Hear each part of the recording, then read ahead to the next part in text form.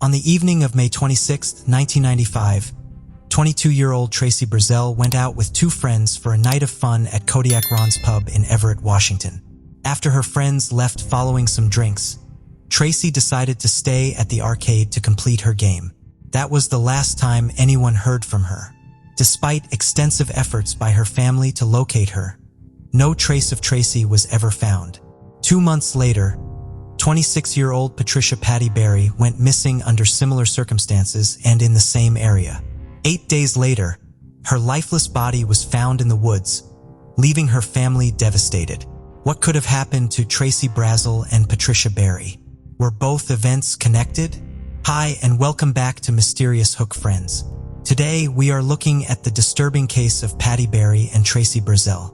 Everett is the largest city in Snohomish County, Washington, with a population of over 110,000 people. It is a place known for saltwater beaches, rolling hills, and river deltas, making it a beautiful spot to unwind in nature.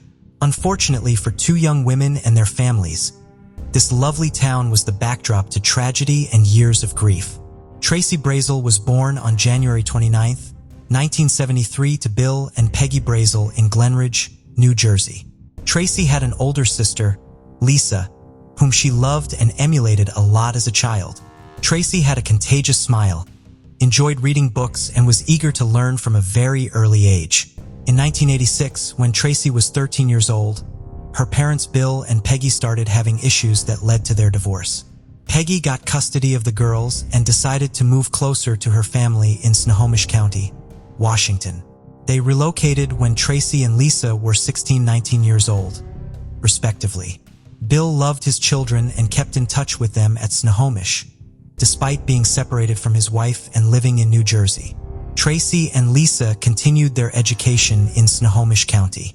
Tracy wanted to go to cosmetology school, and even though she was still in her junior year, she worked hard to earn credits. At cosmetology school, Tracy's bright personality made her popular with her classmates, but her best friend was Alana, popularly called Lonnie. Once school was over, Tracy got a job at Great Cliff's hair salon at Mill Creek. At the time, she was already in her early 20s and living independently at Keeler's Corner Apartments in Linwood. Even though Tracy had moved out, she kept in touch with her mother and sister. She would call her mother every day and also called her sister frequently. She maintained her close relationship with Alana, often going out to lunch together. In May 1995, Tracy sent a letter to her family, revealing that she wanted to change certain things about her life. She also enclosed a picture of herself wearing a business suit. Soon after Lisa and Peggy got Tracy's letter, her father Bill visited from New Jersey to check on her. Bill observed that Tracy had chosen to dye her hair platinum blonde. He also learned she was encountering difficulties with a coworker at a workplace. Tracy was going increasingly discontent with the very place she once envisioned as her dream job, and these sudden changes in his daughter's behavior left Bill feeling unsettled. Peggy did not notice anything unusual at the time. She was busy preparing for an overseas vacation with her mother on May 25, 1995, before going to the airport for their trip. Tracy's mother and grandmother stopped by her workplace to see her. A day later, on May 26, 1995, Tracy quit her job unexpectedly. Although the reasons were unclear, Tracy seemed happy about quitting her job and decided to celebrate at night with some friends. Her best friend Alana was out of the country at the time, but Tracy had made plans to meet her when she returned. She went out for drinks with her friends, Dina and David Conlon, who were siblings. They ended the night at Kodiak Ron's pub along Highway 99, where Tracy immersed herself in arcade games. As the clock inched past 1 a.m., Tracy told David and Dina not to wait for her as she wanted to finish her game. Her friends said their goodbyes and left shortly. It wasn't until 1:45 a.m. that Tracy finally left the pub alone. On May 30th, 1995, Alana got back from her trip and started calling Tracy to meet up for their plant lunch, but all her calls went unanswered. She left messages but could not get through to Tracy. Feeling anxious, Alana decided to go to Tracy's apartment to check on her. The front door was locked, and despite repeated knocking, Alana got no response. She eventually gave up and was about to leave when she noticed something that got her more bothered. It was Tracy's car, A white Ford Probe parked peculiarly on the side of the street instead of its usual spot inside of the apartment complex. Alana moved closer to the car only to make another disturbing discovery. The passenger side window was broken, but there was no glass pieces or shards inside the car. Immediately, Alana called Tracy's mother, Peggy, but her line was not reachable when she was vacationing overseas. Alana called another family member about her worries, and together they visited the apartment and checked out Tracy's car. But without any sign of foul play, they assumed Tracy would be back soon and would get in touch when she saw Alana's messages. No one reported Tracy missing because her mother, who normally spoke to her every day, was out of the country and unreachable. And her co-workers at the hair salon were not expecting her since she quit her job. On June 4th, 1995, Peggy's cruise ship docked in Montreal, and her phone was working again. When she called home, Peggy got the devastating news that her youngest daughter was missing. She dashed home in a panic and with Lisa's help filed a missing persons report. By then, 8 days had already passed since Tracy was last seen at the pub. The Snohomish Police Department swung into action looking for Tracy. They went to Linwood to examine her apartment and her parked Ford. The police checked for fingerprints inside the car, but found nothing, not even Tracy's prints. It seemed as if someone had wiped the car clean. Not even the shattered glass from the window was found, except for a few tiny fragments on the back seat. The investigators could not get any useful leads, and the police department at the time also lacked funding to do anything significant with the bits of evidence collected from the car. The investigation was at a dead end, but Peggy could not sit back and wait for the police department to be funded. She contacted her friend, Andy, a former police officer. He worked with the police officers in charge of the case and helped them analyze some of the evidence. Eventually, one solid piece of evidence emerged: a single drop of blood found on Tracy's car window. Unfortunately, there was no technology advanced enough to test the blood at the time. Once again, they had hit a dead end. And while the search for Tracy was going on, another young woman in the city went missing. Patricia Barry, popularly known as Patty, was born on February 10, 1969. Although no details about her childhood are known, Patty was a single mother working to support her 2-year-old daughter Jessica when she disappeared. In 1995, Patty took up work at a dancer at Honey's nightclub located along Highway 99. She didn't really like her job because she didn't think it was decent enough, but the pay was good, and she needed money to complete her education and provide for Jessica. Patty told her mother, Nancy Strensrue, that once she was done with school, she would get a proper job she could be proud of. With her job as a nighttime dancer, Patty would leave her toddler with a babysitter in the evening and fetch her after she got off work in the morning.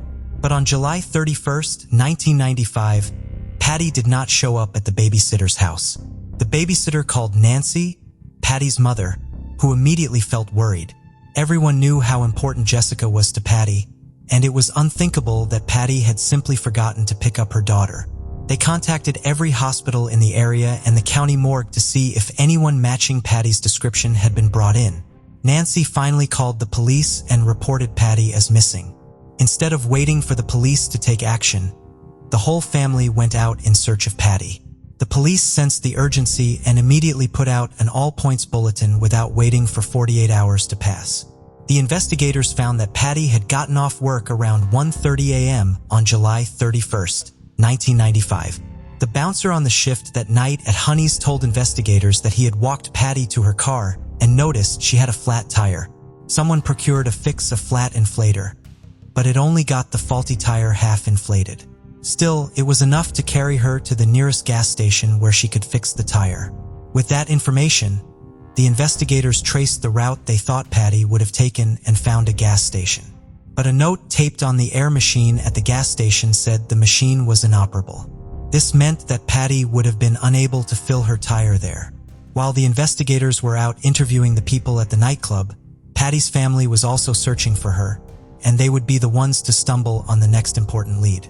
They found Patty's missing car close to a car wash behind a convenience store in South Everett, parked away from sight. They did not touch the car for fear of ruining evidence, but upon peeking inside, they saw a disturbing sight and immediately called the police. The car's interiors were covered in a massive amount of blood. This was no longer a missing persons case, but something much worse. When the police examined the scene, they concluded that someone wanted to conceal Patty's car from sight. They also noticed that the car wash offered air filling facilities, so Patty might have stopped there to fix the tire the night she disappeared. There were drops of blood on the exterior of the car, indicating that Patty was probably attacked when she was trying to fix her flat tire. The massive amount of blood in the interior meant that the attack had continued inside the car. The police searched the surrounding area and found items that belonged to Patty. With a sinking feeling, investigators understood that something bad had happened to Patty. On August 8, 1995, 8 days after Patty had gone missing, 2 kids playing in the wooded area just south of Everett Mall saw something so gruesome, they went shrieking and running to the adults. Police arrived to find the lifeless body of Patty Barry, nude from the waist down and bearing 18 stab wounds. Although Patty's family feared she was attacked, the news of her death confirmed their worst fear. According to the autopsy, Patty's killer possibly intended to molest her, and due to the location where her body was found, investigators believed that the killer was someone familiar with the area. The investigators went back to Honey's to retrieve surveillance footage from the night Patty left the club. Unfortunately, the footage was blank from beginning to end, which made the club owners look suspicious. It seemed the club owners were trying to hide something, but as much as the investigators wanted to handcuff them, there was no evidence tying them to the crime scene. Soon after, investigators got a call from a patron, Leslie James, who claimed he had information on Patty. James said he was at Honey's from 9 p.m. to 10 p.m. and had spent about 20 minutes chatting with Patty. After leaving Honey's, he drove to a casino 20 miles away, and on his way back later that night, he claimed he saw Patty trying to inflate her tire at a gas station. This was the same gas station with the malfunctioning pump. The police believed James' story at first because they assumed that Patty had indeed visited the gas station. But James kept changing his story every time the police talked to him, making confusing and suspicious statements. The police put him on top of the suspect list and interrogated him thoroughly. However, there was no evidence to link James to the murder, so the police let him go. As the investigation stalled and police struggled to find a way forward, Nancy forged her own path. She contacted Scott North, a reporter for the Daily Herald, to keep Patty's story alive in the press. Scott published touching articles about Patty that eventually generated a good lead. A new witness connected the police about something he had seen the night Patty disappeared. The witness recounted seeing a man washing off bloodstains at the car wash where Patty's car had been found. He said he remembered the date vividly. It was his sister's birthday, but he never reported the incident, assuming it was animal blood on the car. The witness was asked to describe the man he saw at the car wash, and a composite sketch of the suspect was created. The police released the sketch to the public with hopes for a breakthrough, but no one came forward to identify the man. The case soon went cold after this, much to the disappointment of Patty's family. Months turned into years, and almost a decade later, in February 2005, the case was reopened by Snohomish County cold case detectives Jim Scharf and David Heitzman. By that time, forensic technology had advanced enough to make something out of the evidence gathered in Patty's car. Investigators believed that the suspect attacked Patty at the car wash. They decided to focus on the steering wheel and sent it to the Washington State Crime Lab for analysis. Most of the DNA on the wheel was Patty's, but one ray of hope shone through. Also present on the steering wheel was the DNA of an unidentified male. The newly extracted DNA profile was submitted to the Combined DNA Index System, and in 2008 it provided the long-awaited answer. Investigators zeroed in on a match with a known offender who was already in custody, serving time. A repeat offender named Danny Giles.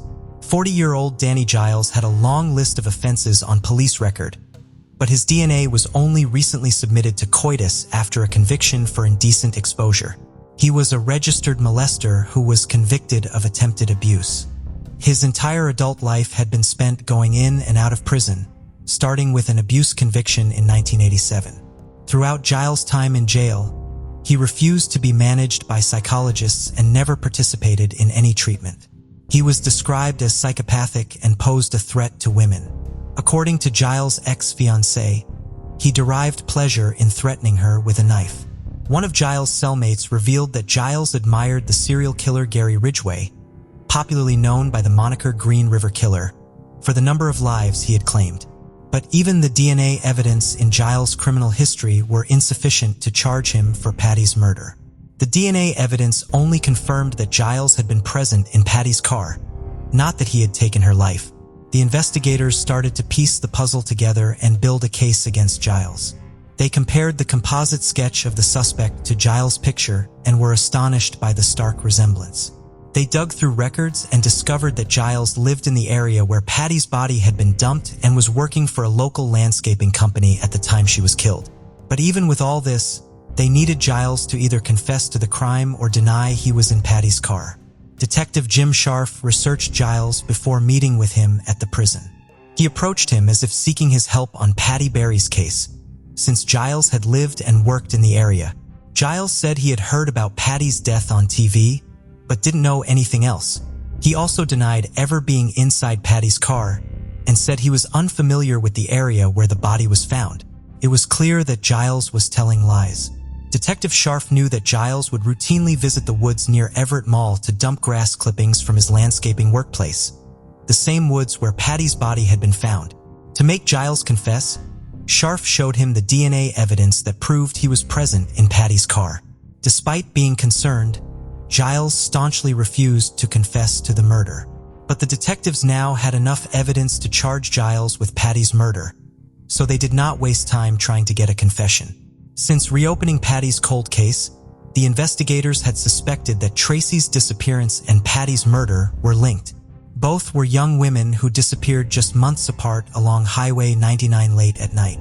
In both cases, their car had been found abandoned with clear signs that someone had attempted to clean away all traces and fingerprints. While Tracy's body was never found, investigators were certain she too had lost her life to Giles. The investigators again took advantage of advanced forensic technology to crack Tracy's case.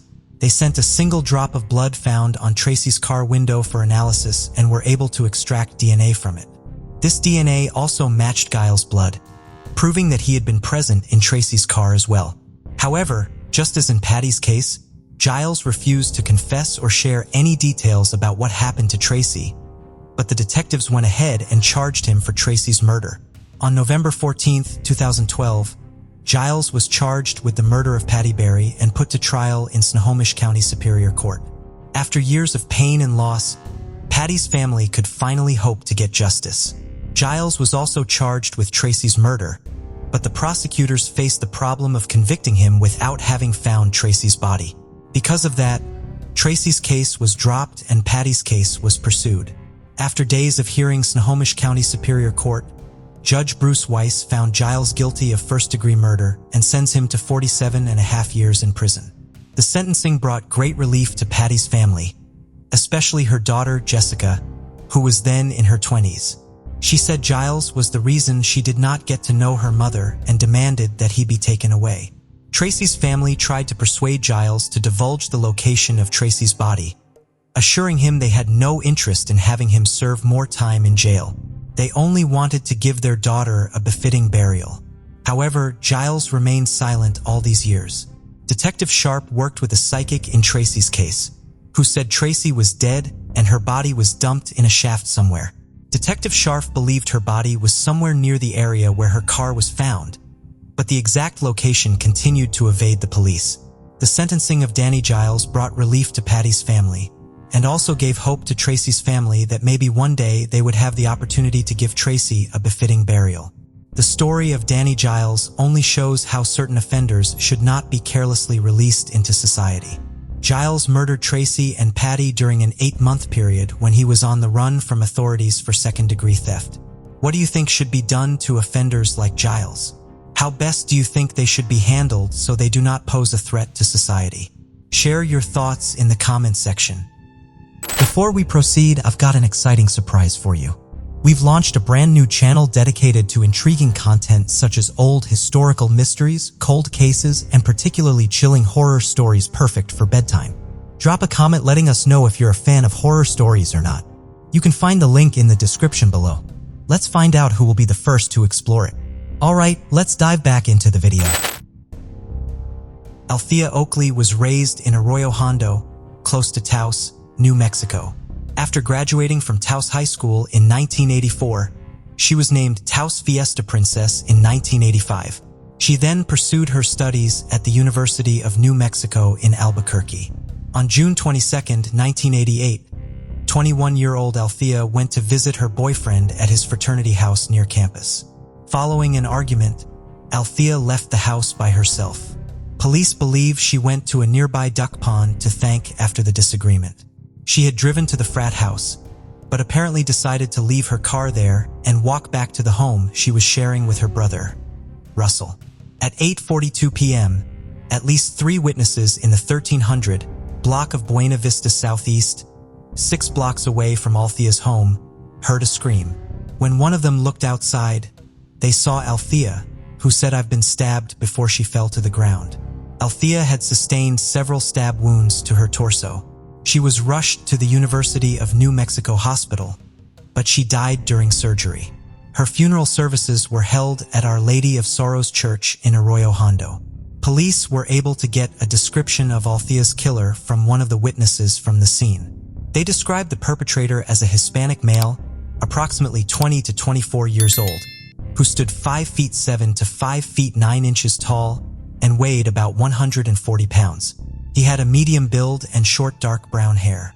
He had been wearing a white t-shirt, faded blue jeans, and white tennis shoes with a black stripe down the sides.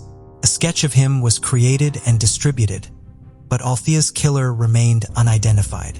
On August 16, 2021, Albuquerque police were finally able to visit Althea's parents and inform them that they believed they had their daughter's killer in custody. The man who got to deliver the news was Albuquerque Police Chief Harold Medina, a native of Taos who had connections to Althea and her family. When Althea was running for Taos Fiesta Queen, she needed the help of a seamstress to construct and fit her elaborate traditional outfit. The seamstress was Chief Medina's mother. He remembered how Althea would always be sure to smile and say hello to him when she was at his home to see his mother. "I always remembered her. Just the way she introduced herself to me and Mom was just like somebody who's confident and full of joy," Medina said in an interview with the Albuquerque Journal. "I mean, I saw this happen for my entire life. When Fiesta candidates come in, I saw different personalities over the years. Without a doubt, I can say hers was the most bubbly, positive personality. I think my mom would say that too." In addition, when he graduated from Taos High School in 1990, Harold Medina was the first recipient of the scholarship the Oakley family had established in Althea's name. As he advanced through the ranks once he entered law enforcement, he used the connections he made to keep tabs on Althea's case. Following his promotions in 2012 and 2018, he asked the investigators assigned to Althea's case if new technology had produced any new leads, but they never identified anything strong enough to move the case forward. 3 days after Chief Medina's meeting with the Oakleys on August 19, 2021, 53-year-old Paul Raymond Apodaca was formally charged with Althea's murder. That day should have been Althea's 55th birthday. Apodaca made his first appearance in court the following day. When he was charged, Apodaca was already in police custody. He had an extensive criminal record and was custody in the summer of 2021 for a probation violation. His most notorious crime was the 1995 rape of one of his young family members. Apodaca told a judge he had committed that crime because his younger brother Mark had just been convicted of murder, and he wanted to go to prison with him. Paul was sentenced to 20 years in prison, which he was not allowed to serve at the same institution where his brother was incarcerated. In March of 2021, Apodaca pleaded guilty to a charge of assault with a deadly weapon and was sentenced to 3 years of supervised probation. On July 16th, he told his probation officer that he would be staying at the Westside homeless shelter until he could get into an inpatient program or a halfway house, as he did not have anywhere to stay at the time. 3 days later, however, his probation officer received word that Apodaca had failed to report to the shelter, and his electronic monitoring device showed that he was instead sleeping behind a local Walgreens. He was arrested on July 20th for violating his probation. Following his arrest, Apodaca began confessing to crimes that had been committed years earlier. One of those crimes was the murder of a female student back in 1988. In 1988, Apodaca had been working as a security guard at the Technical Vocational Institute, which today is Central New Mexico Community College. The school is less than a mile away from where Althea was killed.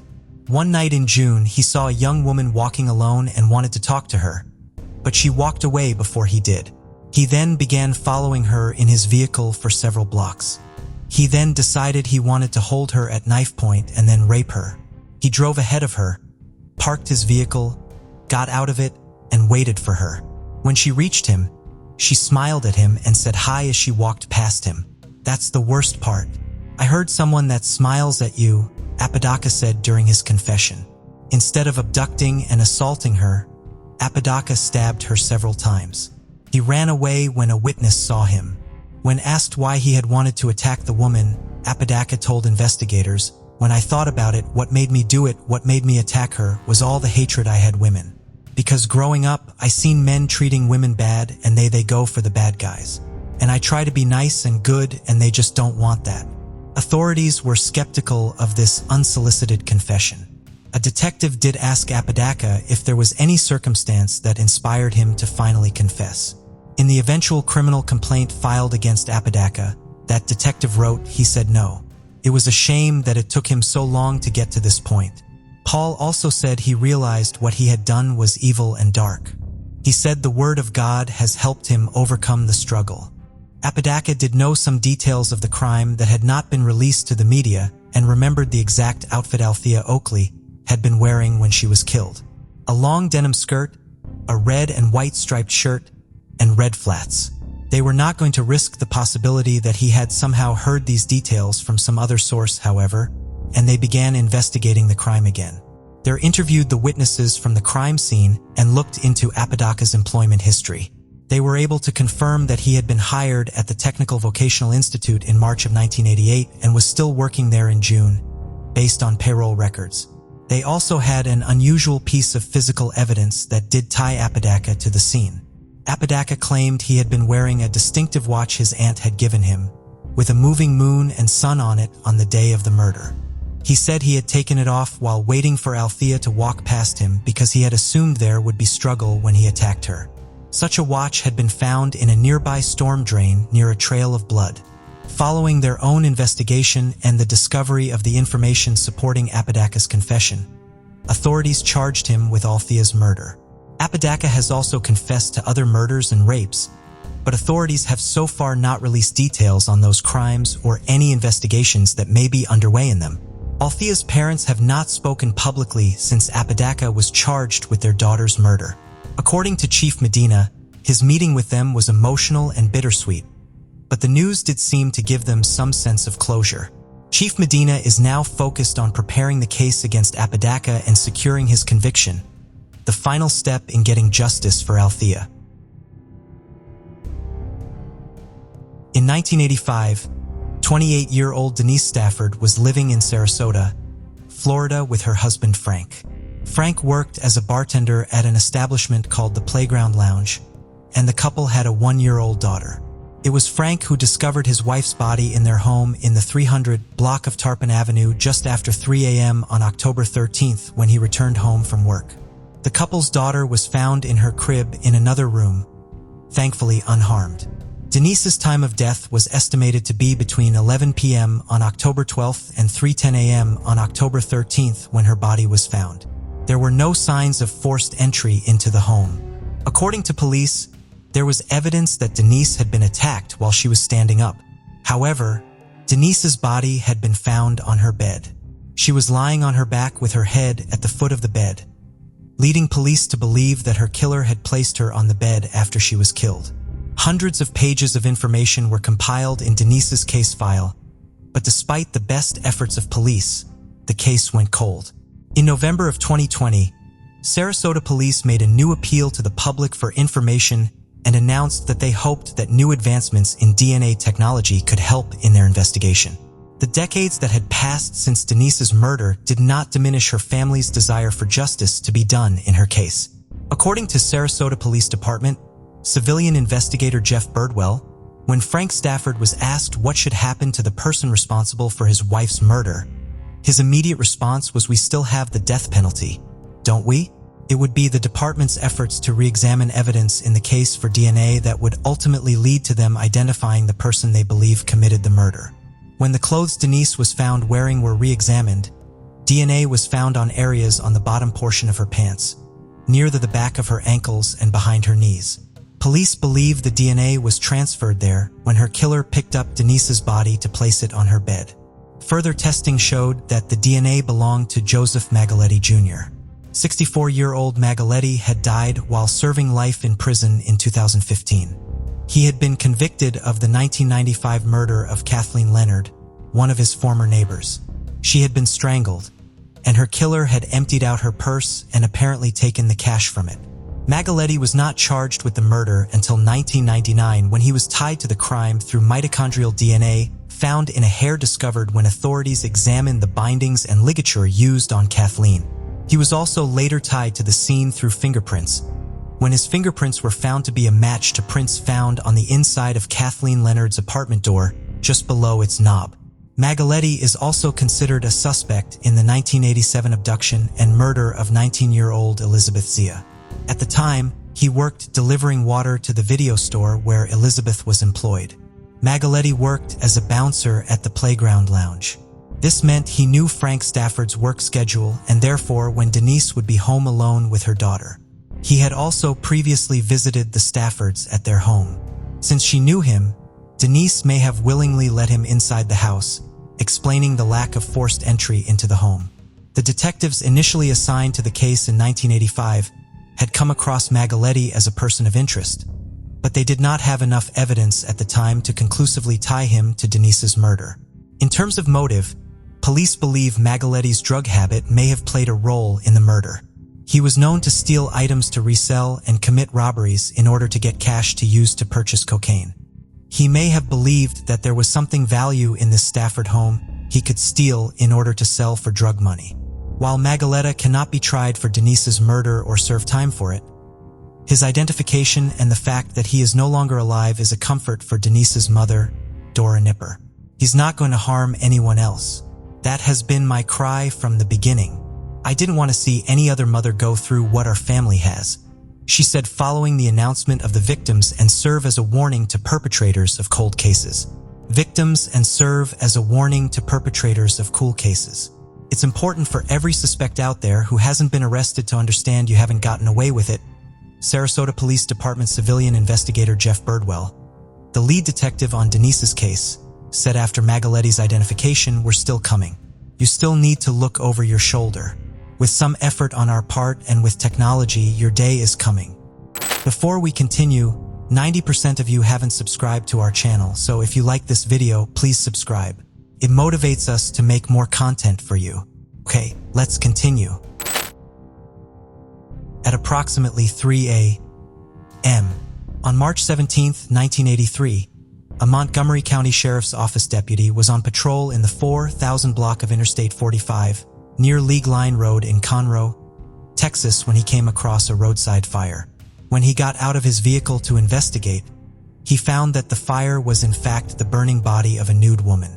A cap from an oil accelerant used to set her body on fire. A souvenir pen from a 76 truck stop was found not far away. Subsequent examination of her body would show that the woman had been raped, beaten, and strangled before her body was set on fire. None of these clues or this information helped authorities find the woman's identity, however. Before they found her name, authorities thought they found her killer when Henry Lee Lucas claimed responsibility for her death. Lucas' notoriously Dallas Times Herald article would later refer to Lucas' uncorroborated, frequently debunked, and ultimately recanted confessions as the largest hoax in law enforcement annals. Hundreds of cases were closed based on his confessions, even in cases where evidence showed that Lucas was across the country from where the crime was committed at the time it occurred. Based solely on his confession, in 1986, Lucas was convicted of killing the initially unidentified woman found in Conroe, Texas. That same year, the FBI was finally able to identify the woman as Laura Marie Purchase based on her fingerprints. The last known sighting of Laura occurred in Houston, Texas on March 5, 1983, 12 days before her body was found. At the time she went missing, Laura was believed to have been living with a man named Howard or Howie who played in a local band called Malibu. They may have been living in a motel on the North Freeway. Howard or Howie never reported Laura missing, and police were never able to find him to interview him. Semen had been found on Laura's body, and in 2007, the Cold Case Squad at the Montgomery County Sheriff's Office submitted it for DNA testing.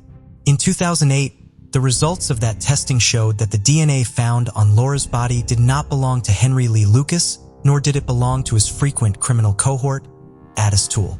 Laura's case is one of more than 20 in which DNA has excluded Lucas from a murder which he previously claimed to have committed. The contributor of the DNA would not be identified until 2021. In November of 2019, the DNA from Laura's body was submitted for genealogical testing, and an initial report was issued the following April. Further 38 years to the day after Laura's body was found, Montgomery County investigators arrived at the Kansas City, Kansas home of that suspect to collect a DNA sample directly from him. On April 30th, test results confirmed that his DNA was a match to that found on Laura Purchase's body. A warrant was then issued for his arrest. On May 11, 2021, 75-year-old Thomas Elvin Darnell was arrested at his home in Kansas City. He was subsequently extradited to Montgomery County on May 20th and charged with capital murder. Darnell never stood trial for Laura's murder, however, as he died in the Montgomery County Jail on July 26, 2021. A preliminary investigation determined that Darnell apparently died of natural causes related to his medical history, although his exact cause of death is still pending based on the results of his autopsy. According to a press release from the Montgomery County Sheriff's Office, Darnell suffered from numerous medical conditions and had been in declining health. He had been under hospice care at the time of his death. Donna Sue Black Hyatt was born on August 28, 1948, in Carlsbad, Eddy County, New Mexico, to Roger and Sybil Black. She had a vibrant spirit that made a significant impact on those around her. As she matured, her personality continued to shine even brighter. Donna attended New Mexico State University in Carlsbad. With strong faith guiding her, she became an active member of the First Baptist Church, drawing comfort and strength from its community. She was also involved with the Christians Women's Club, where she formed lasting connections and brought joy to everyone she met. She became a devoted mother to two beautiful girls, Michelle Perry and Angela Halsey. She was beautiful inside and out, loved by her family and cherished by the community. Her story of love and faith sadly ended in brutality when her life was abruptly taken away, leaving her family scared. On the fateful night of July 8, 1987, one of Donna's daughters came home late. As the moon cast its pale glow on Elm Street and the clock inched closer to 11:40 p.m., the girl went around the house looking for Donna. To her shock, she found her mother lying lifeless in a large pool of blood. Donna Sue Hyatt had been assaulted and killed in her own home. She was 38 years old. The daughter made a frantic call to the police that same night, and with it, the wheels of the investigation began to turn. The police searched the crime scene for any clues that could unveil the murderer, but whoever killed Donna was no amateur and had carefully covered all tracks. The detectives could only find traces of DNA that they hoped would lead to a potential suspect. With no breakthroughs at the crime scene, investigators attempted to retrace Donna's last moments, looking for any shred of information. Witnesses came forward saying they had seen Donna leaving a nearby store with a tall Caucasian man around 9:15 p.m., the same night she died. Questions gripped the detectives. Was he a predator lurking in the shadows, biding his time until the opportune moment presented itself? Or did Donna's path intersect with another individual that night? A chance encounter that took a fateful turn. The haunting hours between 9:15 p.m. and 11:40 p.m. held the key to unraveling Donna's fate. However, there were too many possibilities and not enough leads. There was no way of knowing if she had invited the killer inside, if the killer had followed her home and forcibly entered, or if the killer simply had a key. These theories meant everyone was a suspect in the eyes of justice. The autopsy report revealed that Donna had been stabbed using a sharp blade of some kind. The experts analyzed the DNA, found at the crime scene and discovered that it did not belong to Donna or any frequent visitors of the house. The DNA of this unidentified person gave some initial hope to figuring out the killer's identity. But unfortunately, the police database showed no matches for their profile. Days turned into weeks into years, but no tips came in and the investigative wheels slowly ground to a halt. The man who was seen with Donna that night became an enigmatic figure, a phantom whose identity remained elusive. Each lead was pursued, yet like whispers carried away by the wind. The trail grew cold, fading into the shadows of time. Decades passed, but the memory of that fateful night lingered in the collective consciousness of the Carlsbad Police Department. 36 years later, in 2023, Detective Joey Landgraf and Detective Tim Neese were ready to breathe life back into a long-forgotten case. They began reviewing the cold homicide case to find the elusive killer. Aware of the recent advancements in forensic technology, the detectives took help from genetic genealogy. In the realm of genetic genealogy, DNA, the building blocks of life are the threads that connect past and present and can unearth criminals by exploring their familial ties. Crime scene evidence from Donna's home on Elm Street, carefully collected and preserved for over 3 decades, found its way into the hands of a meticulous scientist at Botham, a private genetic genealogy company based in Texas. They used forensic-grade genome sequencing, or FGGS, to build a digital DNA profile of the suspect.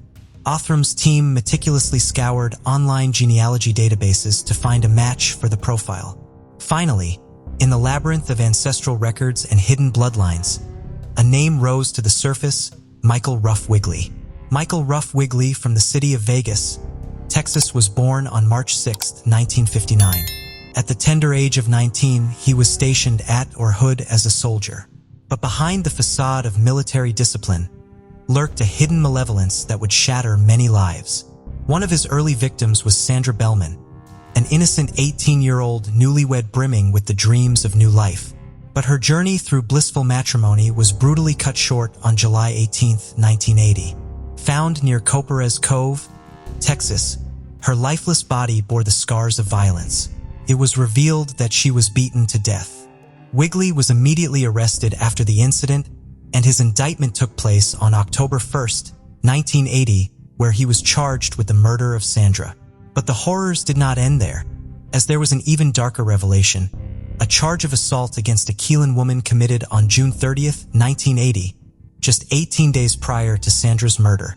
Soon enough, Whitley found himself confined within the cold embrace of the Corio County Jail. Bonds totaling $50,000, he was eventually released from prison and lived the life of a free man. But fate had other plans for him. On October 11, 1989, Wiggley was driving along the northbound lane of US Route 60 in his 1978 Ford Mustang. Wiggley's mind may have wandered, for he did not slow or stop at the railway intersection despite the warning wails of an oncoming Santa Fe railway train. The fatal collision that followed was so powerful that the train carried the remnants of Wiggley's Mustang for 0.6 of a mile. Michael Ruff was 30 years old when he lost his life. He was buried in Milano Cemetery in Amarillo, Texas. Upon compiling new DNA information in relation to the existing case evidence, Detective Landgraf and Detective Neese identified Wiggley as the prime suspect through a series of interviews with family members. They were able to prove Wiggley had been present in Carlsbad, New Mexico, around the time Donna was murdered. Even though he had already died and would not get the punishment he deserved, the investigators were keen to prove his guilt without a doubt and close the cold case. Finally, they obtained a warrant to exhume Wiggley's body in Amarillo, Texas. Working with tandem with law enforcement officials in Amarillo, Wiggley's once-forgotten grave was unearthed and the remains were quickly sent to Othram for analysis. The stage was set, the pieces were in motion, and the dance with destiny had begun. With the use of kinship testing, the experts at Othram tested Wiggley's DNA against the profile created using crime scene evidence. The city of Carlsbad lent its unwavering support in the form of financial assistance. The results were generated on April 11, 2023. Unsurprisingly, his DNA held the undeniable markers that led him to the crime scene and proved his guilt. It was a perfect match. Michael Ruff Wiggley, though deceased, was accused of claiming Donna Sue Hyatt's life in 1987. Detective Joey Landgraf and Tim Nice of the Carlsbad Police Department emerged as the unsung heroes who had tirelessly pieced together the fragments of a decades-old puzzle. Their unwavering commitment and foresight proved instrumental in finally bringing closure to a haunting chapter in the city's history. Carlsbad Mayor Dale Janway expressed heartfelt appreciation for the officers and detectives from 1987 who valiantly responded to the haunting scene that fateful night. Their role in preserving the crime scene's integrity and diligently collecting crucial evidence was the pivotal factor that allowed the case to finally be solved 36 years later. It is our sincere hope that the recent efforts and the efforts of those involved in 1987 can bring some small form of peace and closure to the family of Donna Sue Hyatt and the community of Carlsbad, Janaway said. What do you think led to this horrific murder? Do you think it was a planned murder or a crime committed at whim? Let us know your thoughts in the comment section below. Moren Brewbaker was born on July 4, 1954, and her patriotic birthday led many to believe she would be a firecracker, a prediction that proved accurate. Her mother, Mary, and later described her as the wild child of the family. As the eldest of 7 children, Moren was a devoted and affectionate sister to her 4 brothers and 2 sisters. One of her youngest sister Lisa's earliest memories, who is 13 years younger than Moren, is of sitting on Moren's lap in a car while Moren's husband drove them one night. Moren was teaching Lisa to sing the Christmas carol Silver Bells. As they listened to it on the radio, Moren would babysit her younger siblings for her parents, who knew that handling so many young children was a challenge, so they offered their younger children 10 cents each if they behaved for their sister while they were gone. Even if the younger children fought with each other or otherwise misbehaved, Moren would always report to her parents that they had all behaved wonderfully for her when they returned home so that all of her siblings would receive their dime. As close as she was, did not always listen to her parents or do what they thought was best. When she was 16, Moren asked her parents if she could marry her boyfriend, David Farley. They told her they did not like the idea of her getting married, but Moren and David married anyway. Moren's parents could have asked the court to annul the marriage, but Moren threatened to leave home and never speak to them again if they did, so they did not pursue that option. Shortly after the marriage, Moren's husband David was arrested. Police have not publicly disclosed what he was charged with, but the Brewbakers believe he was arrested for burglary. David was sent to the Anamosa State Penitentiary outside of Cedar Rapids, Iowa, to serve his short sentence. Moren moved to Cedar Rapids so she could visit her husband while he was incarcerated. Her younger siblings were upset by the move as Cedar Rapids was on the opposite side of the state as their home in Sioux City. Moren rented a room in Cedar Rapids and found a job nearby as a waitress at Wada's restaurant. She wrote letters and sent photos to her family regularly and called them when she had the money to. On September 17, 1971, Moren borrowed some money to buy a pack of cigarettes. Her paycheck from the restaurant will be ready later that day, so she would quickly be able to pay back the money. However, she never came to the restaurant that night to collect the paycheck she so desperately needed as she was out of money. She likewise did not arrive at the restaurant for her shift on Monday 20th, which was unusual for the dependable employee.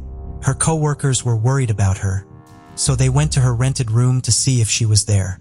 She was not, so they reported Moren missing to the police. Police in Cedar Rapids contacted their counterparts in Sioux City to have them check if Moren had simply gone to visit her family. When the police arrived at the Brewbaker family home, they asked if Moren was there and informed the family she was missing when they learned she was not at the house. Moren's father was unable to get off work and her mother had to stay to care for her youngest children, but 2 of Moren's siblings made the 4-hour drive to Cedar Rapids to help look for her. Moren would not be found until a week after she was last seen alive. On September 24, 1971, 2 teenage boys were out hunting in a wooded area approximately 3 miles away from Moren's rented room. In the bed of an abandoned truck in a wooded ravine near what was then a landfill and is now Tate Cummins Park, they saw a woman lying down with one leg propped up. She was wearing clothes but no shoes. The 2 boys assumed she was sleeping and continued on their way. When they passed by the area again, however, they noticed that the woman in the truck was in the exact same position she had been in when they saw her earlier. They decided to approach the truck to get a closer look. When they did, they saw that the woman's skin was discolored and realized she was dead. The woman in the truck was Moren Brewbaker Farley. She was just 17 years old at the time of her death. Moren had been struck in the head, which had resulted in a severe skull fracture. Based on the level of decomposition, authorities believe Moren had not died until several days after she sustained the injury. She would have been sexually assaulted. Police believe Moren had been killed elsewhere and then later placed in the truck. When police began investigating the murder, they found no signs of struggle inside of Moren's rented room, and her car was still parked outside. They conducted interviews but were never able to make an arrest. Moren's killer would remain unidentified for decades until advances in science and technology provided new uses for evidence preserved in the case. In 2006, cold case investigators submitted a swab taken from Moren's body to the lab to see if there was any unknown DNA present. A full DNA profile from an unknown male was developed from semen found on the swab, but there was no match to the profile incremental databases. The case was looked at once again in 2017, and investigators began collecting DNA samples from suspects who had been identified in the early days of the inn. Could not collect a DNA sample from one major suspect because he had died in 2013 at the age of 94. The man in question had worked at a liquor store near the restaurant where Moren had worked and was a regular customer of hers there. He reportedly was friendly to her and offered to help her with her car. Moren's mother, Mary Ann, had written to police 6 months after her daughter's murder, telling them that she believed he was the person who had killed Moren. Police were also suspicious of this man. He had been interviewed extensively but had refused to take a polygraph. He had continued to visit the police station in the months after Moren's murder, asking about the investigation. Police found the suspicious but had no evidence to show he was responsible for Moren's murder. That changed in the spring of 2021, when police were able to obtain a search warrant, allowing them to collect a DNA sample from the man's daughter for comparison to the male DNA found on Moren's body. The sample was collected and sent to the lab. On September 24, 2021, 50 years to the day after Moren's body was discovered, released the results of the analysis from the lab.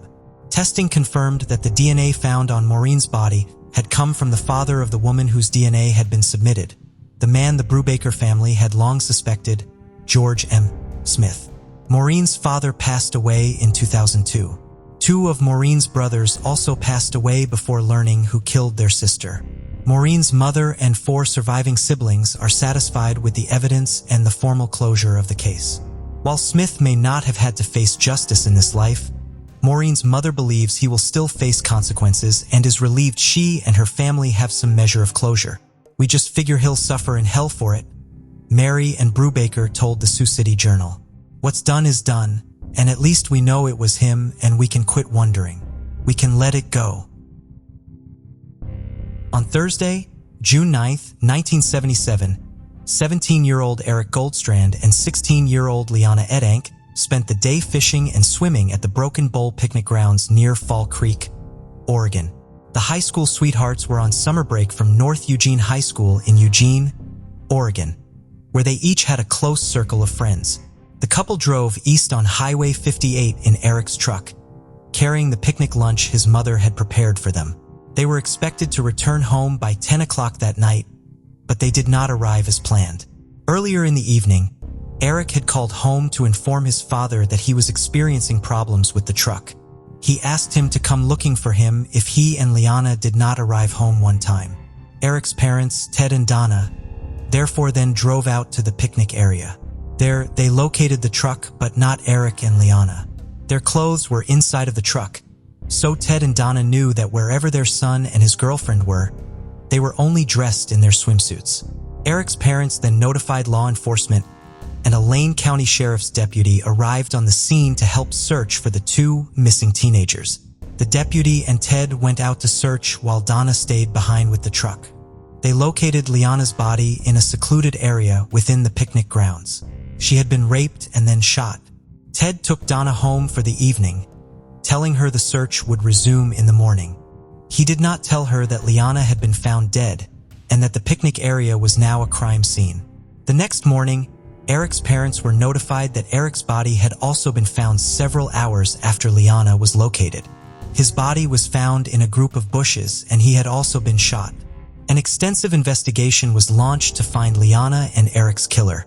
A massive search was held, and roadblocks went up throughout the area in the immediate aftermath of the murders. Numerous interviews were performed and polygraph examinations were administered. Several bullets and suspect firearms were examined. Fingerprints were found at the scene, but at the time, no match could be found to them. Despite ongoing efforts, no arrests were made in the case. Detective Ken West was first assigned to work Liana and Eric's case in 1983. He later retired and began volunteering 1 day a week with the Lane County Sheriff's Office cold case team, working alongside Chuck Tilley, who had retired after 3 decades with the Eugene Police Department, and Kirk Engdahl, a retired state and federal prosecutor. DNA evidence had been found and preserved at the crime scene, but there was little investigators could do with it in 1977.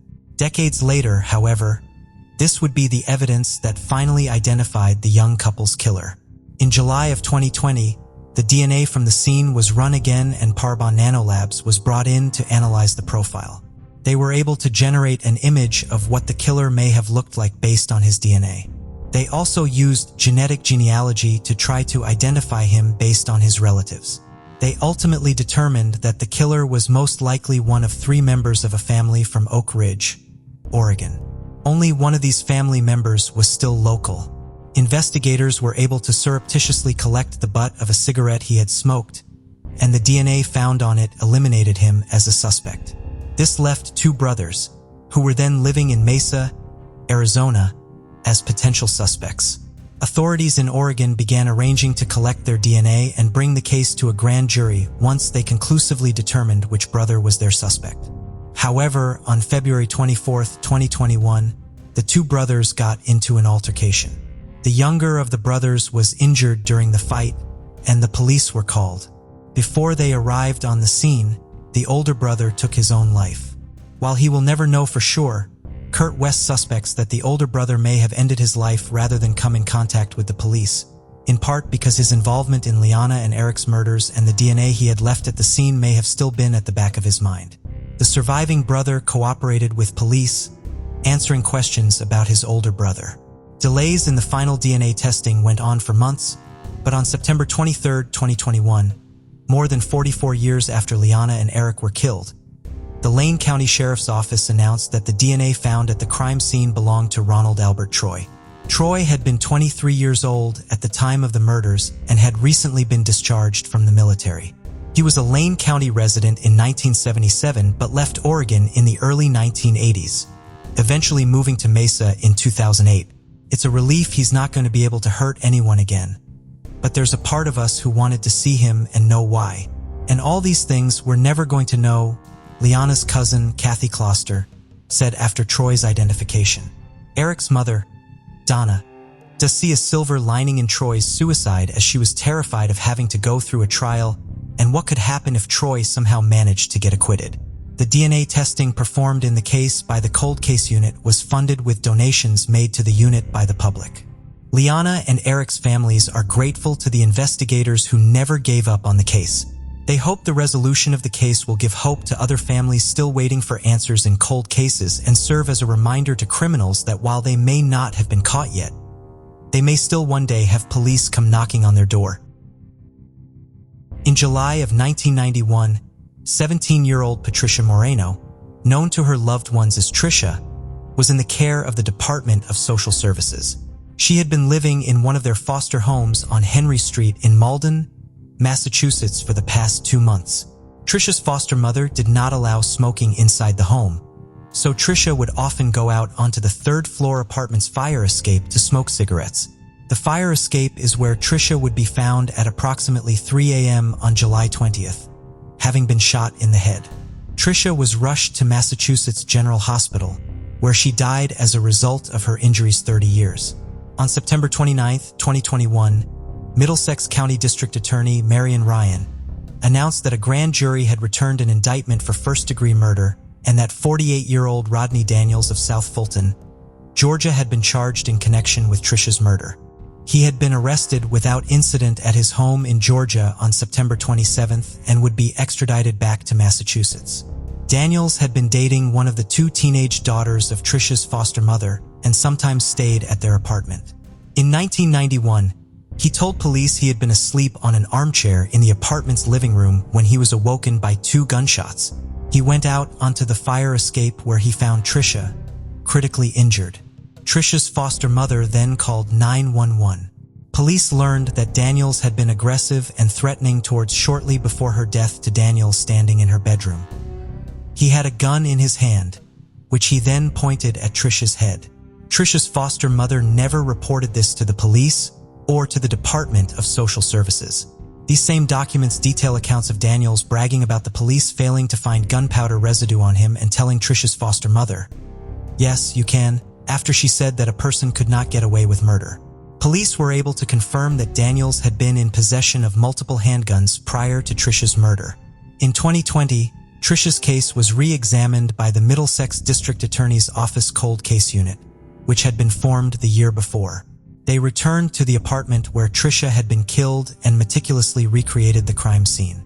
They determined, based on the angle of the bullet that killed Tricia, that her killer had fired shot near the door back into the apartment she had been living in.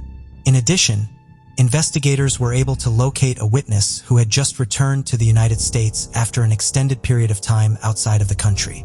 He had lived in a second-floor apartment in 1991 and had been awoken by the gunshots when Tricia was killed. Because of the location of his bed in his bedroom and the location of his window, when he woke up, he was looking directly out at the crime scene. He was able to provide police with a description of the man out on the fire escape with Tricia, and, more importantly, he reported that he had seen the man go inside of Tricia's apartment after the shooting. There had been no signs of forced entry into the apartment, and no one who had been known to be inside of the apartment had reported seeing anyone else there. Tricia's foster sister, Chantel, who had been dating Daniels at the time of the murder, testified on his behalf at a 1991 grand jury hearing. However, in private, she told her younger sister, Rochelle, that on the night of the murder, Daniels had confessed to her that he had killed Tricia and then hid the gun in a hole in the chair where he slept in the living room. He told her later he had gotten rid of the weapon. Rochelle had begged Chantel to go to the police with his information throughout the years that followed, but Chantel never would. She feared getting into legal trouble for lying to the grand jury to protect Daniels originally. Chantel died of COVID-19 in 2020, and Rochelle told police about what Chantal had told her about the murder and her dishonesty during a 2021 interview with them, since Chantal could no longer face any legal consequences. Daniels was arraigned in Middlesex Superior Court on September 30th. He is being held without bail and is due back in court on October 21st. Kristen Hatfield was born in Oklahoma County to her mother, Shannon Hatfield. Details about her father are scarce. Shannon became a single mother and lived with Kristen's uncles while raising her daughters, Kristen and Faith. In 1997, Kristen was a second grader at Traub Elementary School in Midwest City, Oklahoma. On May 13, 1997, Shannon followed their regular bedtime routine, tucking Kristen and Faith into bed around 11:30 p.m. Little did Shannon know this would be the final moment she would see one of her daughters. She left the bedroom door slightly open and went to bed. Around 3 a.m. in the morning, she heard strange noises coming from the girl's bedroom. Though the thought of Faith talking in her sleep came to Shannon's mind, she still went to investigate. But by the time she reached the room, the noise had stopped. Oddly, she noticed that the door, which she had left slightly ajar, was now closed. Reluctant to disturb her daughters during the night, Shannon went back to sleep, a decision she would forever regret. The next morning on May 14, 1997, around 6 to 6:30 a.m., Shannon went to wake up her girls. Kristen's sister, Faith, was asleep nearby, but Kristen was not in her bed. She was missing. Shannon searched around the house. She asked Faith where Kristen was, but she knew nothing. Kristen's mother immediately called the police to report her disappearance. Except for the faint whining Shannon heard earlier, no one else in the house heard anything suspicious like a scream or signs of a struggle. It's believed that Kristen had already disappeared from her room at that time. Shannon heard the noise. If her mother had looked inside the bedroom when she heard the sounds of Fate whining, she would have seen that Kristen was gone. They could have started searching earlier and perhaps discovered something sooner. But this was not realized until the next day when Kristen's mother noticed something unusual.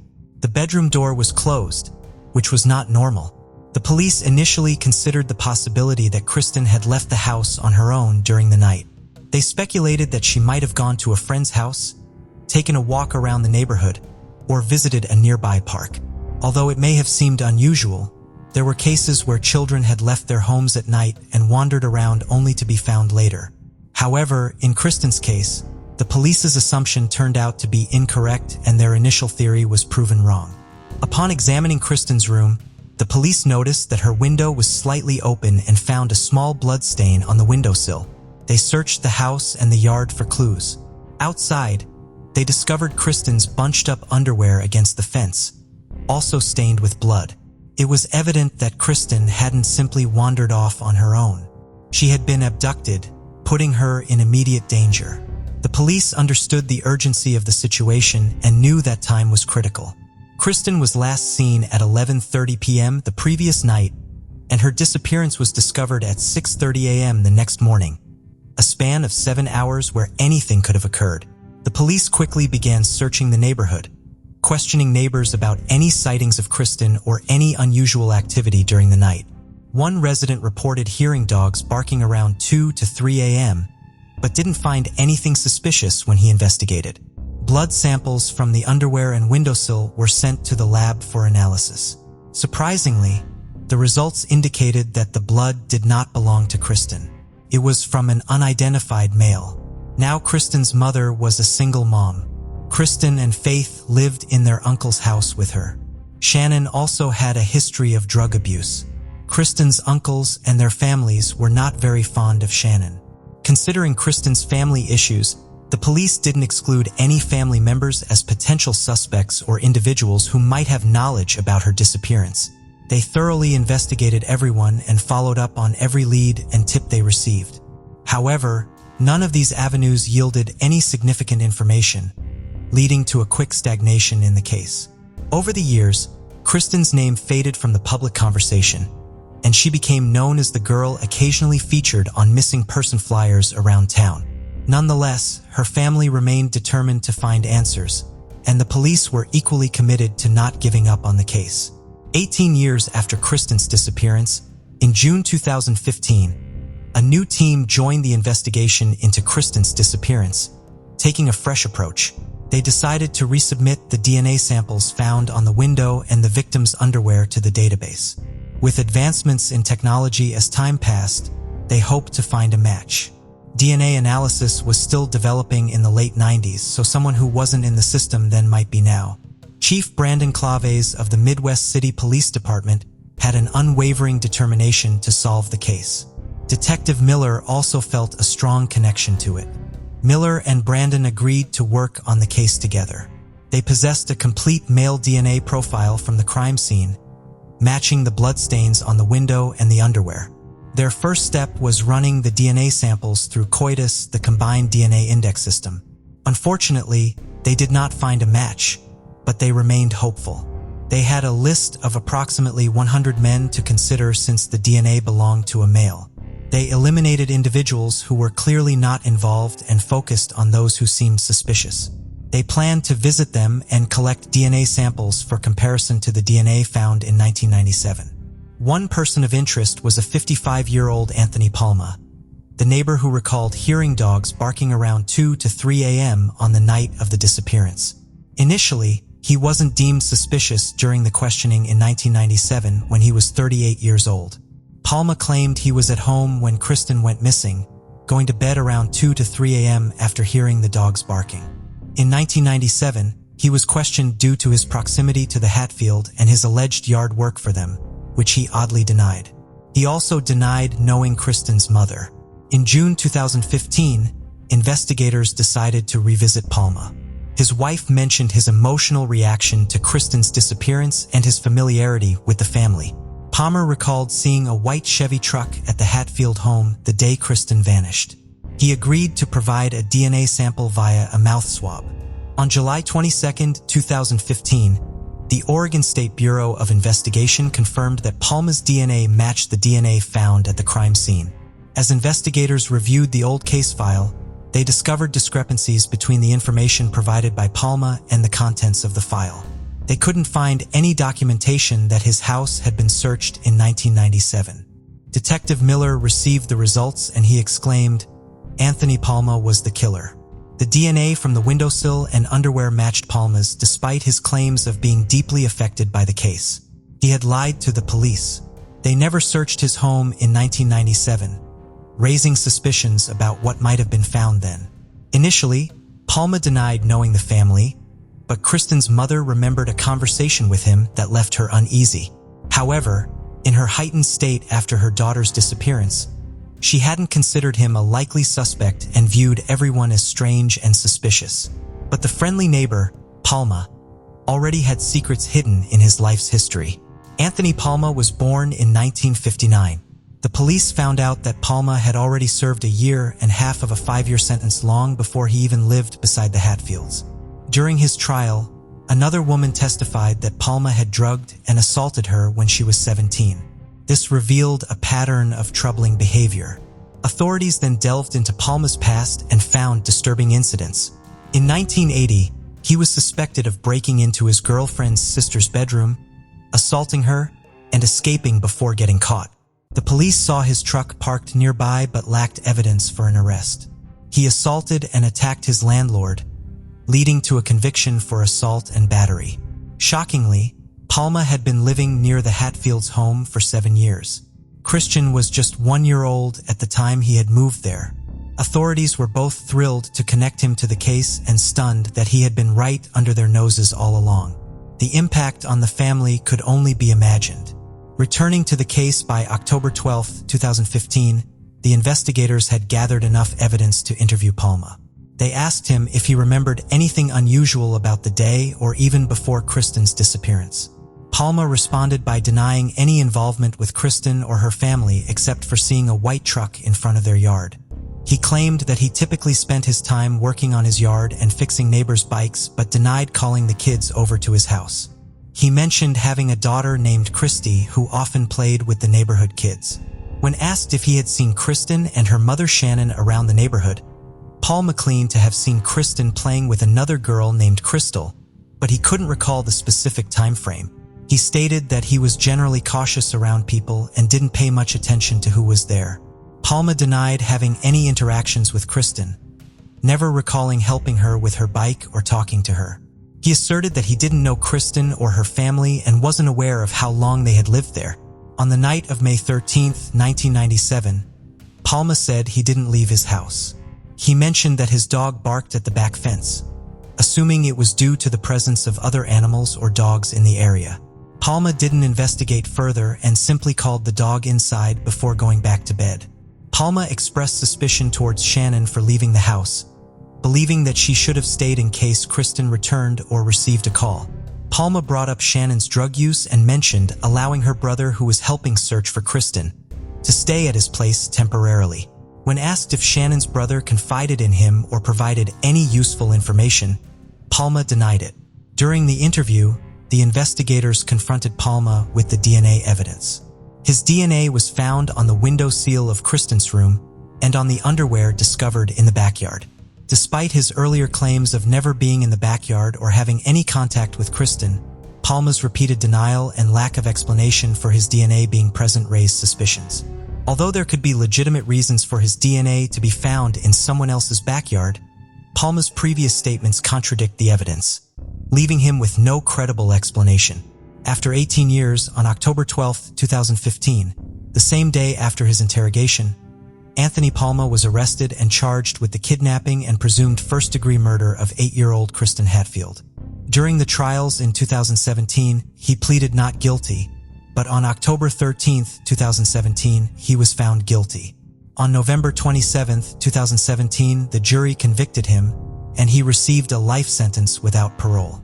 Surprisingly, he chose not to appeal his conviction, which is unusual for someone claiming innocence. Despite multiple opportunities, Palma refused to disclose the location of Kristen's remains. Shannon, Kristen's mother, wrote to him in prison 3 times, but he asked her to stop. On January 11, 2019, Palma was strangled to death by a cellmate who was serving a life sentence for a first-degree murder. He was 59 years old. Although Palma likely knew where Kristen's remains were, the family still hoped that someone else might have received that information and will come forward. Shannon displayed compassion by expressing forgiveness and not wanting Palma's life to end in such a manner. The case was considered solved, although the location of Kristen's body remained unknown. T was found. Inside the house, they did find children's teeth, but they belonged to Palma's own daughter as he had kept them after playing the Tooth Fairy. Kristen's family chose to forgive Palma for what he had done, hoping that their forgiveness would lead him to reveal the location of Kristen's body. Unfortunately, he never did. She had already expressed her forgiveness in a letter to Palma, wishing he would find it in his heart to provide the information they sought. The abduction of Kristen Hatfield was a case that made the alliance of forensic science with criminology more substantial. But Kristen's body is still not found. On November 20th, 2006, around 3 p.m., 2 women were walking along a path through the marshy area behind the Golden Key Hotel, one of several rundown motels on Black Horse Pike in West Atlantic City, Egg Harbor Township, New Jersey. They noticed a woman's body partially submerged in a drainage ditch behind the motel and promptly called the police. When the authorities arrived, they found the body the women had reported.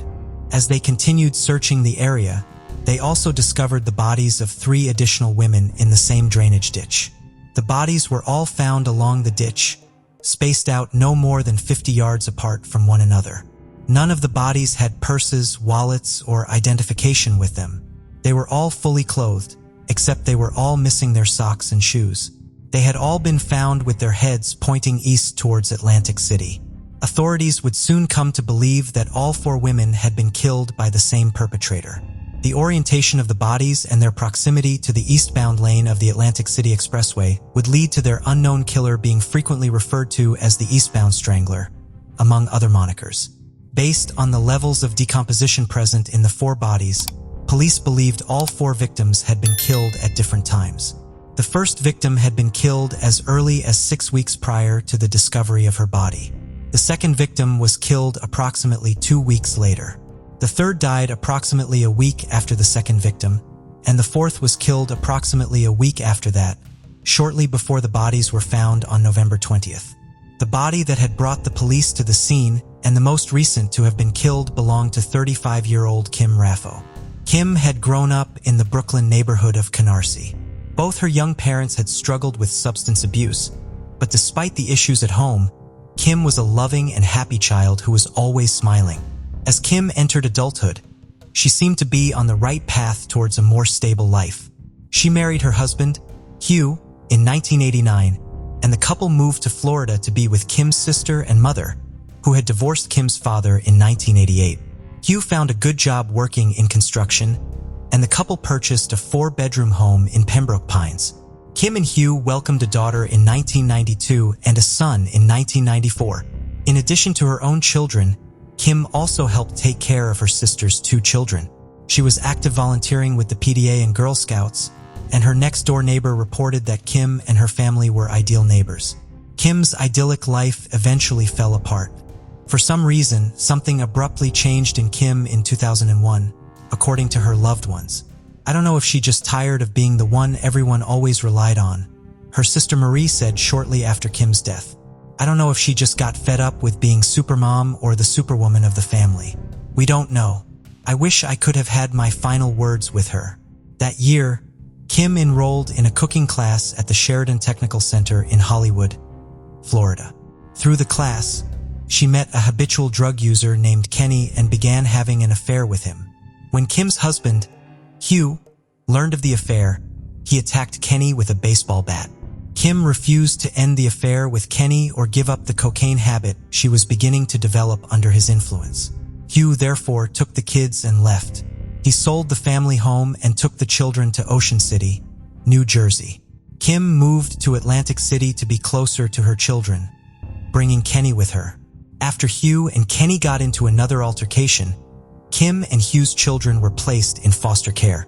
When they first arrived in Atlantic City, Kim and Kenny both found steady employment at a restaurant inside the Taj Mahal casino. However, they quickly fell into the drug scene prevalent throughout Atlantic City.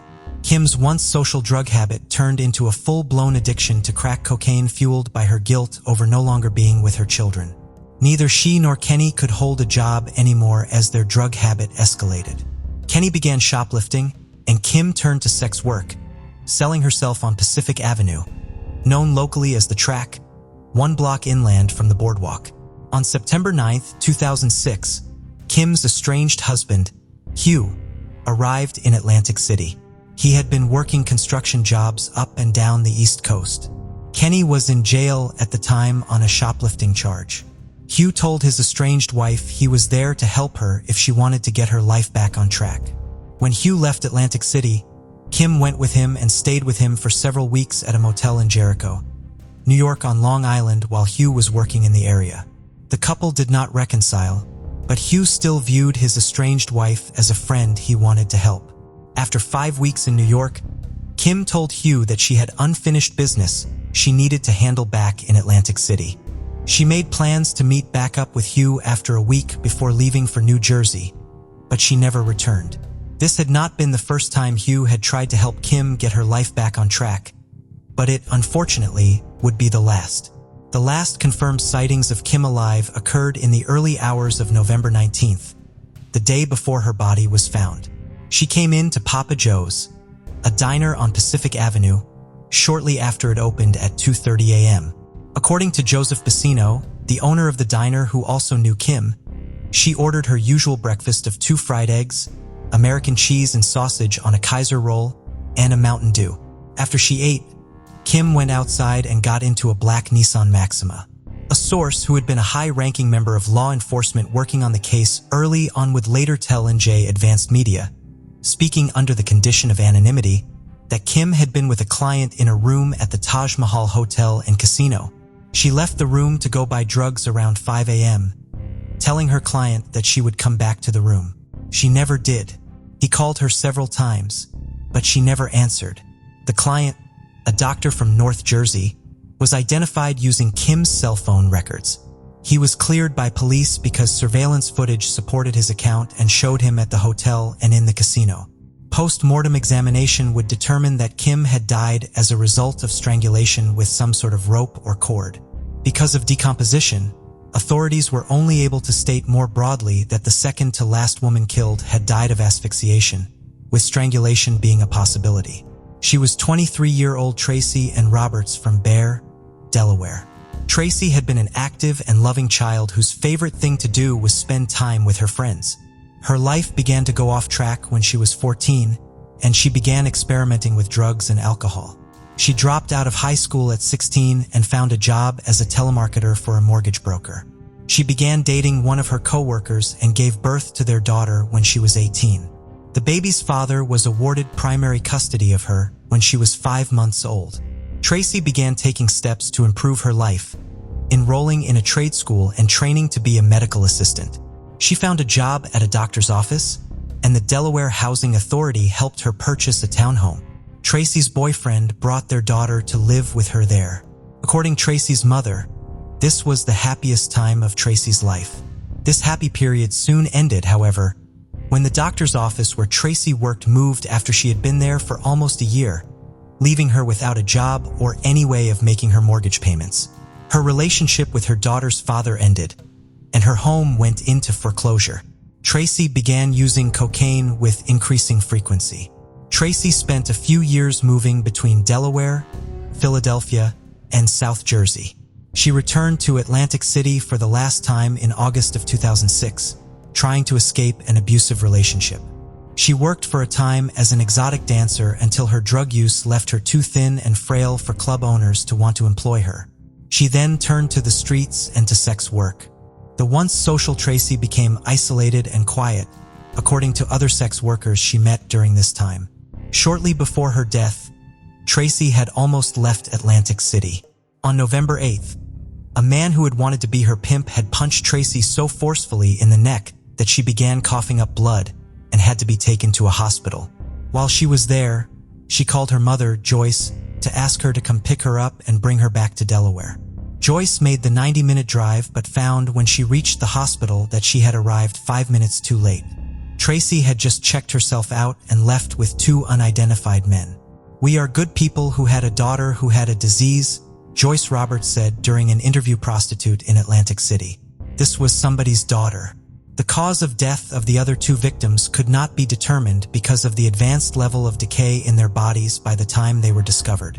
42-year-old Barbara Brader, believed to be the second woman and not far from where her body was ultimately found.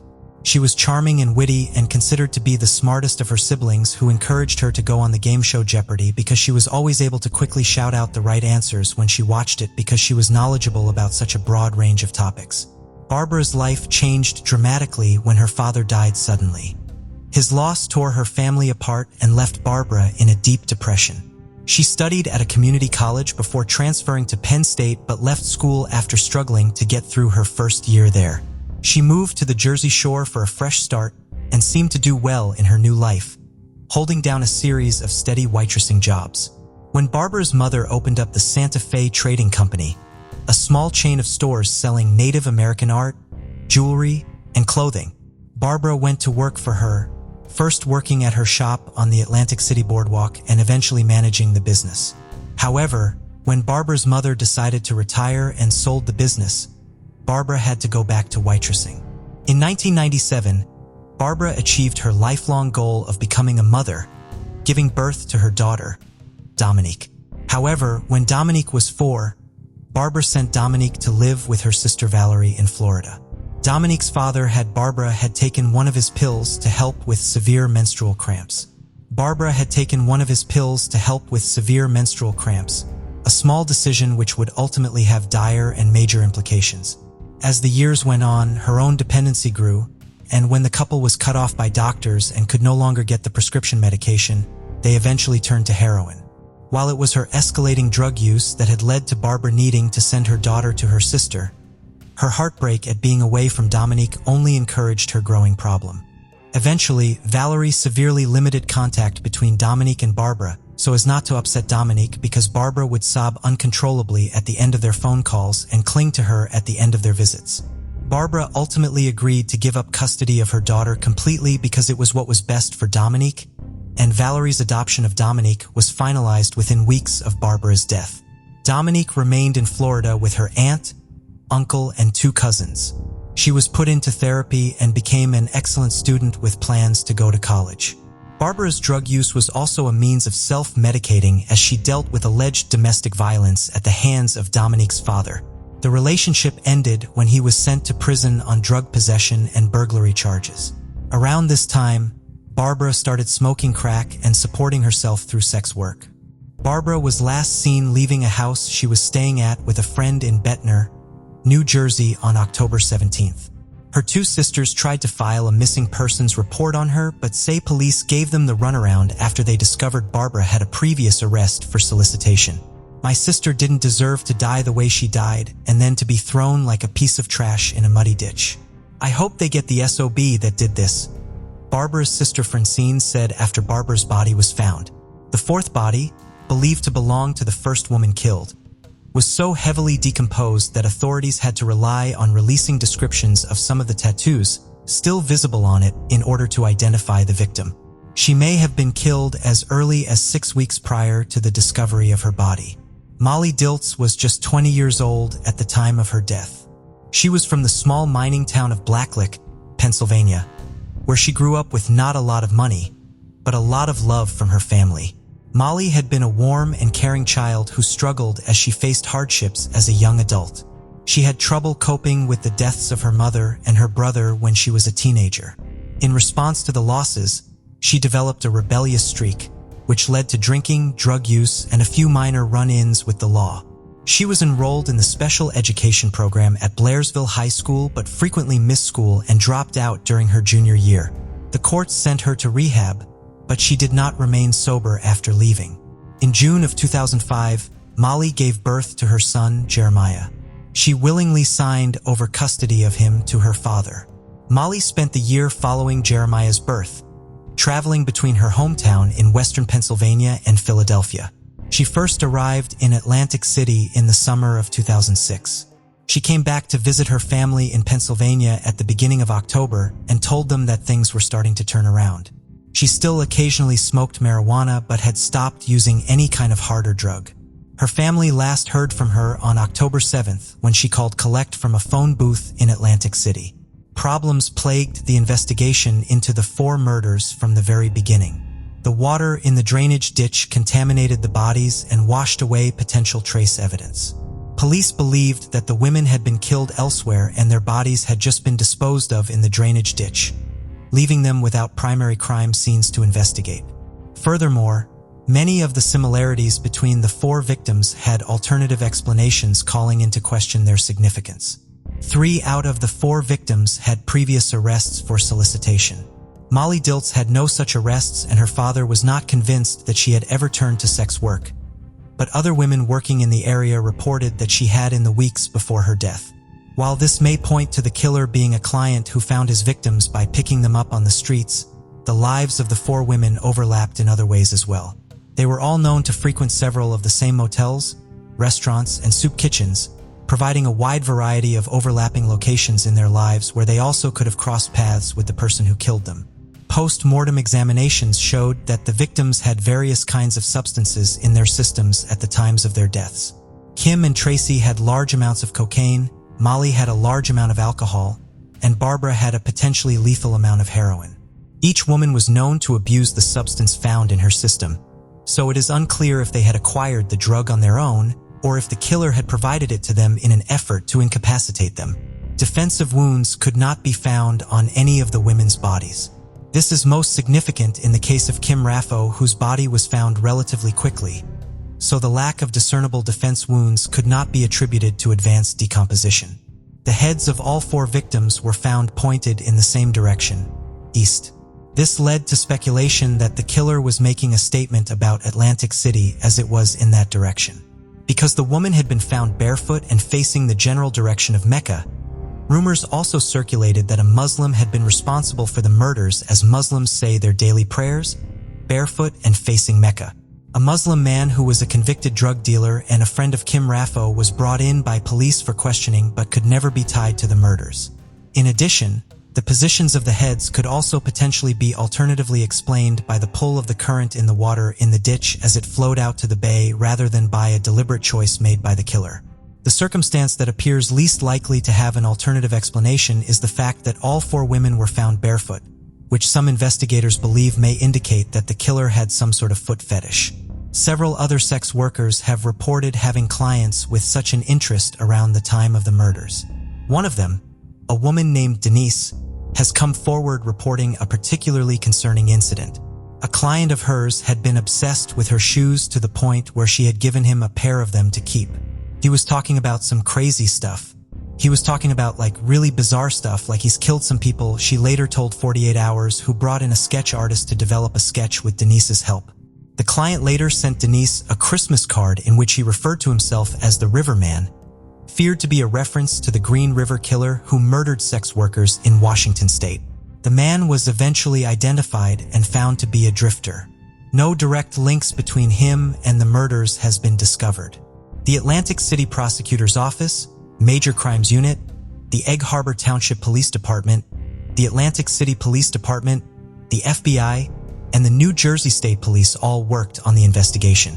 They conducted interviews and questioned potential suspects, but have never identified a formal suspect in the case. A man who had been staying at the Golden Key Motel was reported to police by his ex-girlfriend after he evicted her from his house following an ongoing domestic dispute, and served time in prison after evidence of an unrelated crime was discovered during a search of his home. But the investigation has never led to any arrests for the murders. A potential major development in the case came 4 years after the 4 bodies were found in December of 2010. 4 bodies belonging to women who had been involved in sex work were discovered wrapped in burlap along a remote stretch of Ocean Parkway near Gilgo Beach on Long Island. The similarities between the New York murders and Atlantic City murders led to speculation that they may have been connected. Authorities in Suffolk County, New York were in contact with the investigators working on the 2006 murders in Atlantic City. Several other bodies of individuals believed to have been killed by the same individual who took the lives of the 4 victims found near Gilgo Beach were found in the following year, but no concrete link to the Atlantic City cases was ever identified. In November 2016, near the 10th anniversary of the discovery of the 4 bodies, acting Atlantic County Prosecutor Diane M. Ruberton declined to say if her office believed the Atlantic City cases were connected to those in Long Island. The week before, however, the Suffolk County Police Department stated that they believed the cases on Long Island and the cases in West Atlantic City were not related. The Golden Key Hotel remained a dangerous place rife with illegal activities in the years after the murders.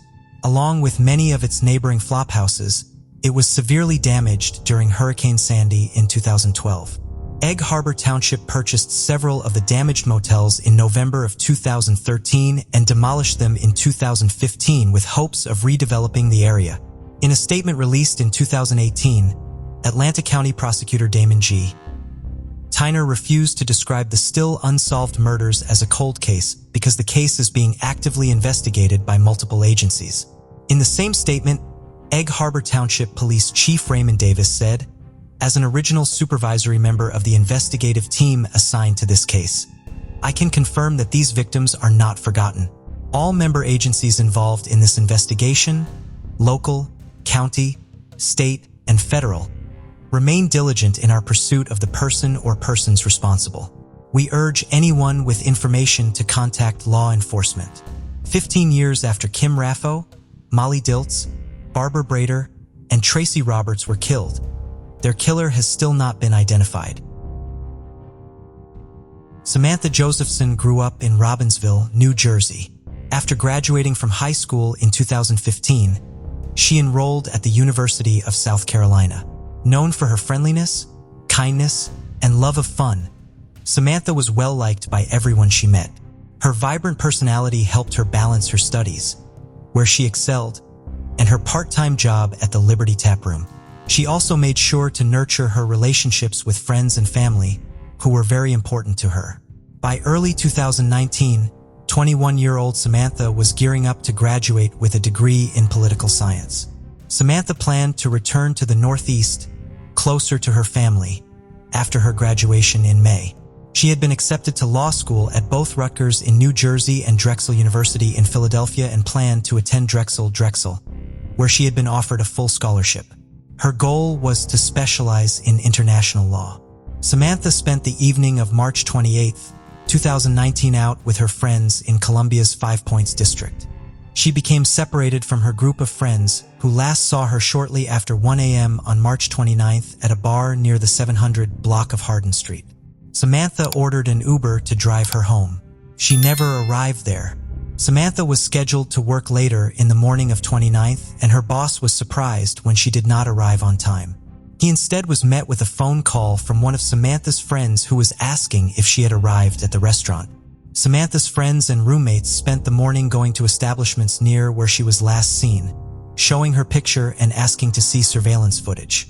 When they could not locate her despite hours of searching, they reported her missing to the police at approximately 1:30 in the afternoon. Around 3:30 p.m., just as the missing persons investigation was getting underway, turkey hunters in rural Clarendon County discovered a woman's body along a remote dirt road approximately 65 miles away from where Samantha had last been seen. They called the sheriff's department to report what they had found. Based on the description of the body and the clothes found with it, authorities believed it was Samantha Josephson, a suspicion which was later confirmed. The pathologist who examined Samantha's body would later testify that she had sustained approximately 120 stab wounds and that at some point, he had stopped counting them as there were so many wounds that the exact higher number would not add anything to the report. The injuries were throughout her head, arms, chest, leg, foot, and back. Several of the wounds that had penetrated her brain and neck would have been fatal on their own. Several of her injuries indicated that she had fought back against her killer. The pathologist also testified that it was difficult to obtain a blood sample from the body for routine testing as just over a tablespoon of blood was left in it. More than 500 people attended a vigil held in Samantha's memory on March 31st. More than a dozen people who were important to her, including her father and boyfriend, spoke at the vigil. Samantha's body was returned to her family in New Jersey, and her funeral, attended by nearly 1,000 mourners, was held at Congregation Bethlehem in Princeton Junction on April 3rd. Her body was later interred at Perrineville Jewish Cemetery. Samantha was posthumously awarded her degree in political science by the University of South Carolina in May. The investigation into Samantha's murder was greatly helped by digital records and surveillance footage. A check of Samantha's bank records showed that several unsuccessful attempts to use Samantha's debit card to make withdrawals were made at 2 ATMs in Columbia and Sumter, South Carolina, both along Sumter Highway in the hours after her murder. Surveillance videos showed someone making these attempts, which were unsuccessful because they did not have the correct PIN. However, this person covered their face, so it could not be seen in any of the footage. Surveillance footage from the area where Samantha was last seen was more helpful in developing a theory as to what had happened to her once she was separated from her friends, and provided a major lead. The footage showed Samantha standing outside and ordering an Uber. Eventually, a black Chevrolet Impala pulled up in a parking spot next to her. Samantha got into the back seat of the Impala just after 2 a.m. Authorities believe Samantha thought the car was the Uber she had ordered to drive her home. It was not. Footage also showed the Impala circling the block where Samantha had been waiting on the curb, prior to it pulling up next to her. This means the driver may have seen her as she was waiting. Samantha had initially approached a different vehicle to see if it was her Uber while the Impala had been behind it. After seeing Samantha realize her mistake and go back onto the curb, the Impala's driver pulled into the parking spot next to her and Samantha got into the car. Police, therefore, began looking for the black Impala. Around 3 a.m. on March 30th, just 25 hours after Samantha was seen getting into the Impala, a Columbia police officer observed a vehicle consistent with the one Samantha had been seen getting into, driving just a few blocks away from the 5 Points district. He pulled the car over and the driver was initially cooperative. However, when the officer mentioned that his vehicle matched the description of a suspect vehicle, the driver fled on foot. After a short foot chase, the driver was apprehended.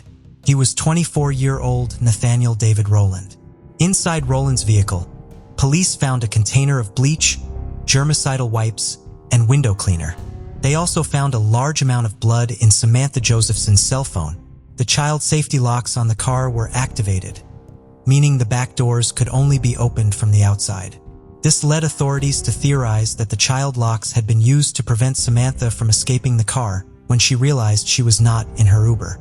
After the blood was found to belong to Samantha, Roland was formally charged with her kidnapping and murder. Forensic evidence continued to mount against Roland as the investigation progressed. Samantha's footprint was found on the rear passenger window of his vehicle. Samantha's DNA was found under Roland's fingernails. Her DNA was also found in numerous locations throughout his Impala, on the heel of his sock and on a bandana confirmed to be his because his own DNA was also present on it. Samantha's blood was on cleaning supplies later found in Roland's girlfriend's home and on two sections, the serrated blade and the inner handle on a depot-bladed multi-tool found in the trash behind the home. One of Samantha's hairs was also found on the multi-tool. Investigators believed this multi-tool was the murder weapon because it would cause wounds consistent with the parallel wounds found on Samantha's body. Maria Howard, Roland's girlfriend at the time Samantha was killed and the resident of the home where much of the evidence against Roland was found, would later testify she had seen Roland cleaning that multi-tool later in the day of Samantha's murder. Also found in the trash, along with the multi-tool, were bed sheets, towels, cleaning wipes, toilet paper, a jacket, and a pair of pants, all with Samantha's blood on them. When Roland went to trial for Samantha's murder in July of 2021, his now ex-girlfriend, Maria, testified against him. During her extensive time on the stand, she provided important information about Roland's actions and locations both before and after the time Samantha had been killed. On March 28, 2019, the evening when Samantha had begun her time in the 5 Points district with her friends, Roland had come over to Maria's home and was going to spend the night there. They went to bed, but Maria woke up in the middle of the night to find that Roland was gone. Roland enjoyed going out to the Five Points district and had previously gone out to do so after Maria had fallen asleep, so she was not necessarily alarmed to find that he was gone when she awoke. However, Maria was upset. He left that night because he was supposed to give her a ride to her job at McDonald's in the morning for her 7 a.m. shift, and she hated being late for work. Furthermore, she'd given Roland her shirt from her uniform to wash and dry, and she had left her hat from her uniform under the rear window of his car the day before, so she could not simply call someone else for a ride to get her to work if he did not return in time. Maria could not recall the exact time Roland returned to her home on the morning of March 29, 2019, only that it was after she was supposed to already be at work. Upset that he had made her late, she went out to talk to him and asked for her work shirt. He did not have it, so he left her home and returned with it 10 minutes later. When he gave her the shirt, it was wet, and when she looked for her hat in his car, it was gone. She asked Roland where it was, and he told her it was in the country. She was confused as to why it was out in the country, and when she asked him why it was there, he told her it was because it had blood on it. She asked him why it had blood on it, and he told her to mind her own business. Maria got into the car so Roland could drive her to work, but he had to stop for gas and to buy some items on the way. It was then that Maria noticed there was blood in the back seat. A sheet had been put down over it, but it had not been placed perfectly, so some of the blood was still visible. Maria asked Roland about the blood, and he again told her to mind her own business. Roland dropped Maria off at McDonald's at 7:45, 45 minutes after her shift was supposed to start. Roland was also supposed to come back to pick up Maria at the end of her shift, which she failed to do, so Maria found another ride home. When she arrived back at her house, she was angry, banging on the door, but Roland's reaction was just one of shock at seeing her. Maria went inside to take a shower, and when she was finished, she saw Roland outside cleaning his car. When she went outside, she could smell bleach. Roland obviously did not thoroughly clean the vehicle, as blood would still be visible inside of it. When he was apprehended by police, and texts sent between Maria and Roland that day show them discussing blood that had gotten on Maria's daughter's shoe after she rode in the vehicle later in the day. Maria and Roland drove to her mother's house that day, with Maria driving Roland's car. During the drive, Roland put on blue surgical gloves and began cleaning his multi-tool with wipes. That evening, 2 of Roland's friends came to Maria's home to meet up with him, and they left to go out to the Five Points district for the evening. Maria asked Roland what he was doing going out to such a popular area when he had blood in his car. He told her to mind her own business. After Roland left, Maria was watching the news when a segment about Samantha Josephson was aired, and the surveillance footage of her getting into a black Impala was shown. Maria recognized the car as Roland's, and the events of the day suddenly made sense to her. She did not immediately act on this realization, however. Maria testified that she did not call the police immediately after seeing the blood in Roland's car or seeing the news segment, because she feared for her own life and that of her young daughter should she act out against Roland. He was taken into custody just a few hours after the news segment aired. Roland and Samantha's cell phones were also important pieces of evidence at his trial. GPS data shows Samantha and Roland's cell phones traveling in the same direction until Samantha's phone was turned off and Roland's phone continuing on to the area where Samantha's body was eventually found. Roland was familiar with this area, as it was not far from a home owned by his family where he had recently resided. Samantha's cell phone was not turned on again until later in the morning on March 29th, when it was in downtown Columbia and then traveled to Monticello Road. Surveillance footage shows a man dressed in dark clothes coming into a cell phone store on that road. According to the store's owner, the man, whom he identified as Roland, drove up in a black Impala and wanted to sell a phone. The phone was unlocked, and the owner saw a picture on it of a young woman he would later say appeared to be Samantha Josephson. The man wanted $300 for the phone, but the store only offered him $125, so the man left the store with the phone, which would later be located by police in Roland's vehicle. A list had been found in Roland's car reading duct tape, taper whole body, gloves, all black, flip phone, gasoline, matches, with the word matches crossed out. A handwriting expert compared the handwriting on the list to a known handwriting sample from Roland and concluded that Roland had written the list. Roland's fingerprints were also found on the paper the list was written on. Roland's defense team did not call any witnesses. A major aspect of their defense was the fact that while Samantha's had been found in locations and on items tied to Roland and on his body, Roland's DNA had not been found on Samantha's body even though she tried to fight off her killer. Roland had been wearing long sleeves the night of the murder and scratches were found on his jacket. Just prior to resting their case, the defense requested that all of the charges against Roland be thrown out, arguing that the prosecution's case was entirely circumstantial and mainly tied Samantha to Roland's vehicle rather than the man himself. Circuit Judge Clifton Newman rejected the request, stating that the prosecution did present more direct evidence, and that the jury should have the opportunity to consider the extensive amount of evidence, both direct and circumstantial, that had been presented. On July 27, 2021, after just an hour of deliberation, a jury found Roland guilty of kidnapping, murder, and possessing a weapon during a violent crime in Samantha's case.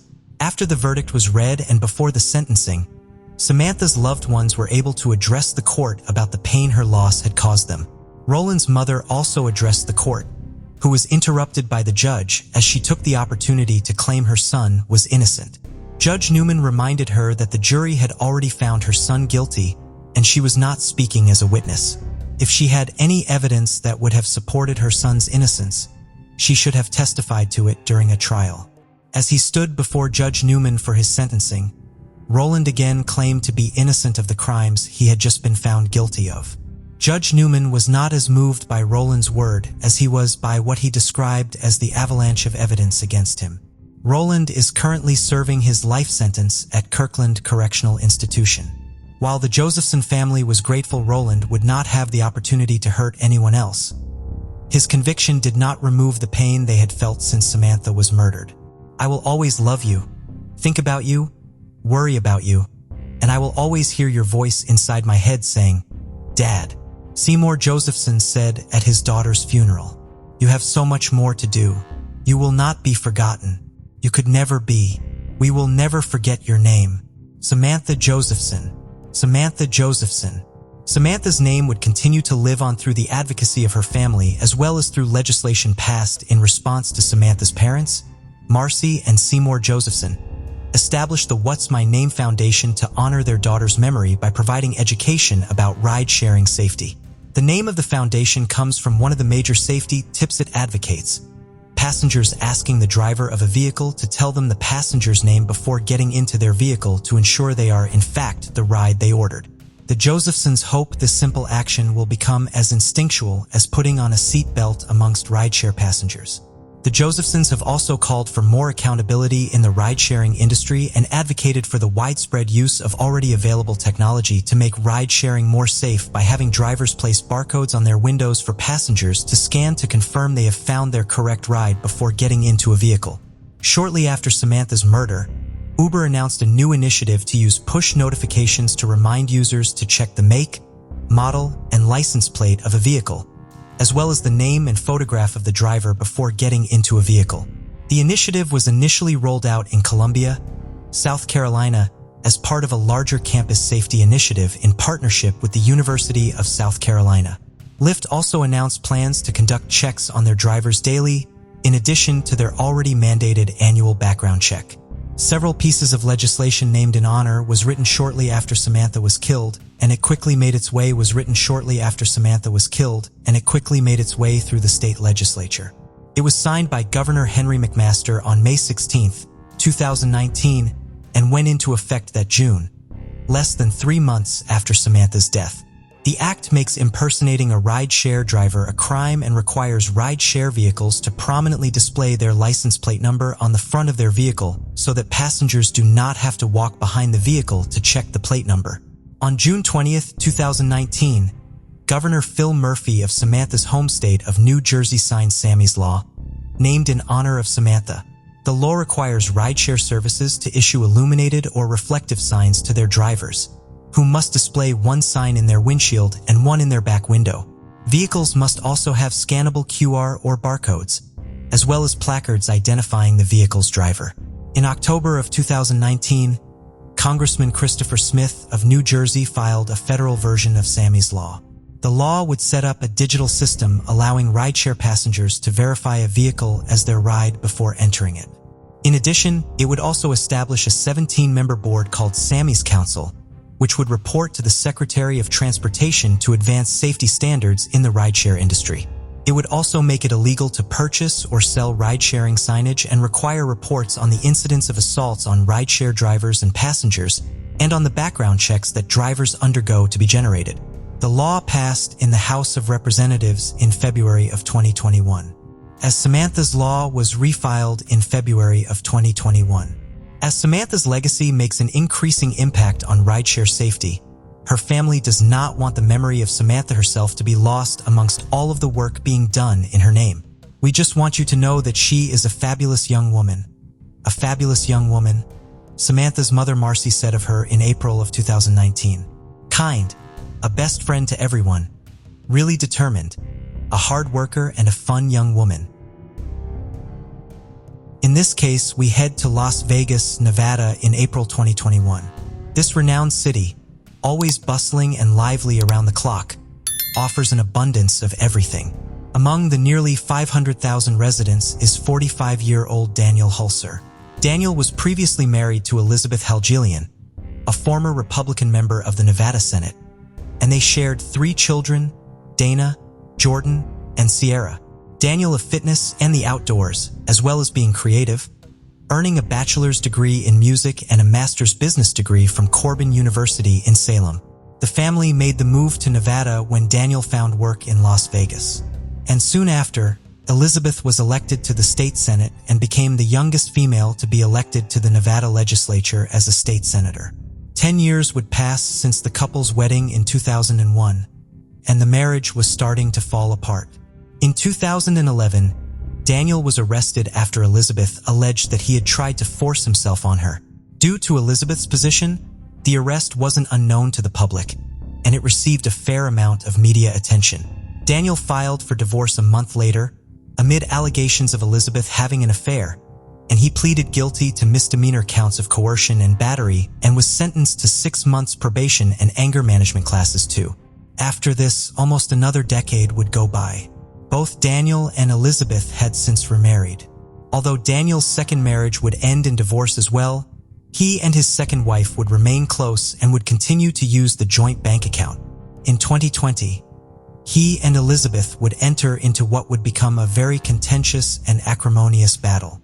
With all of this going on in the background, Daniel, as many do, was regularly sharing his life on social media.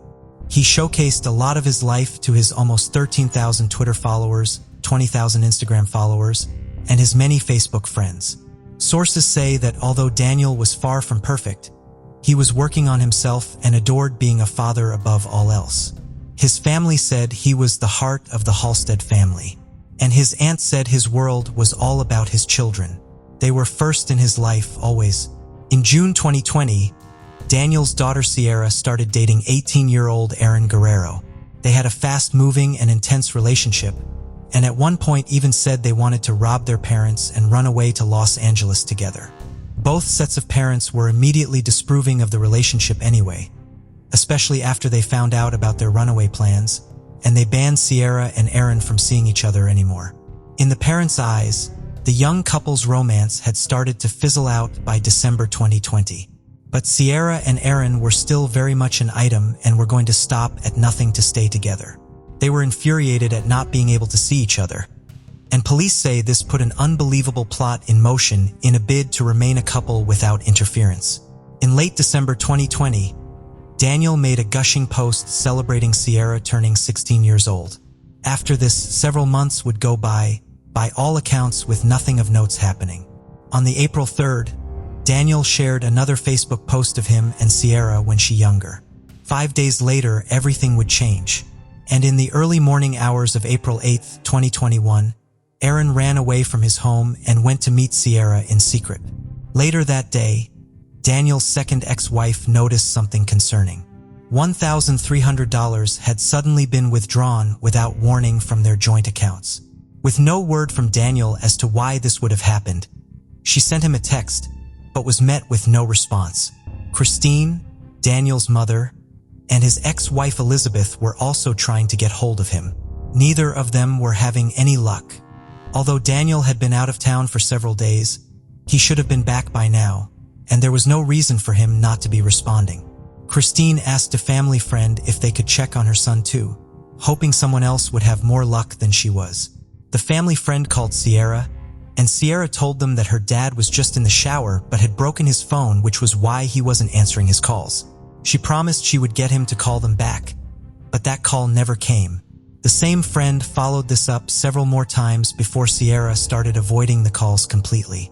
A panicked Christine sent a message to her granddaughter. Christine wasn't accepting this as an answer and soon contacted Sierra again, this time demanding to know where her father was.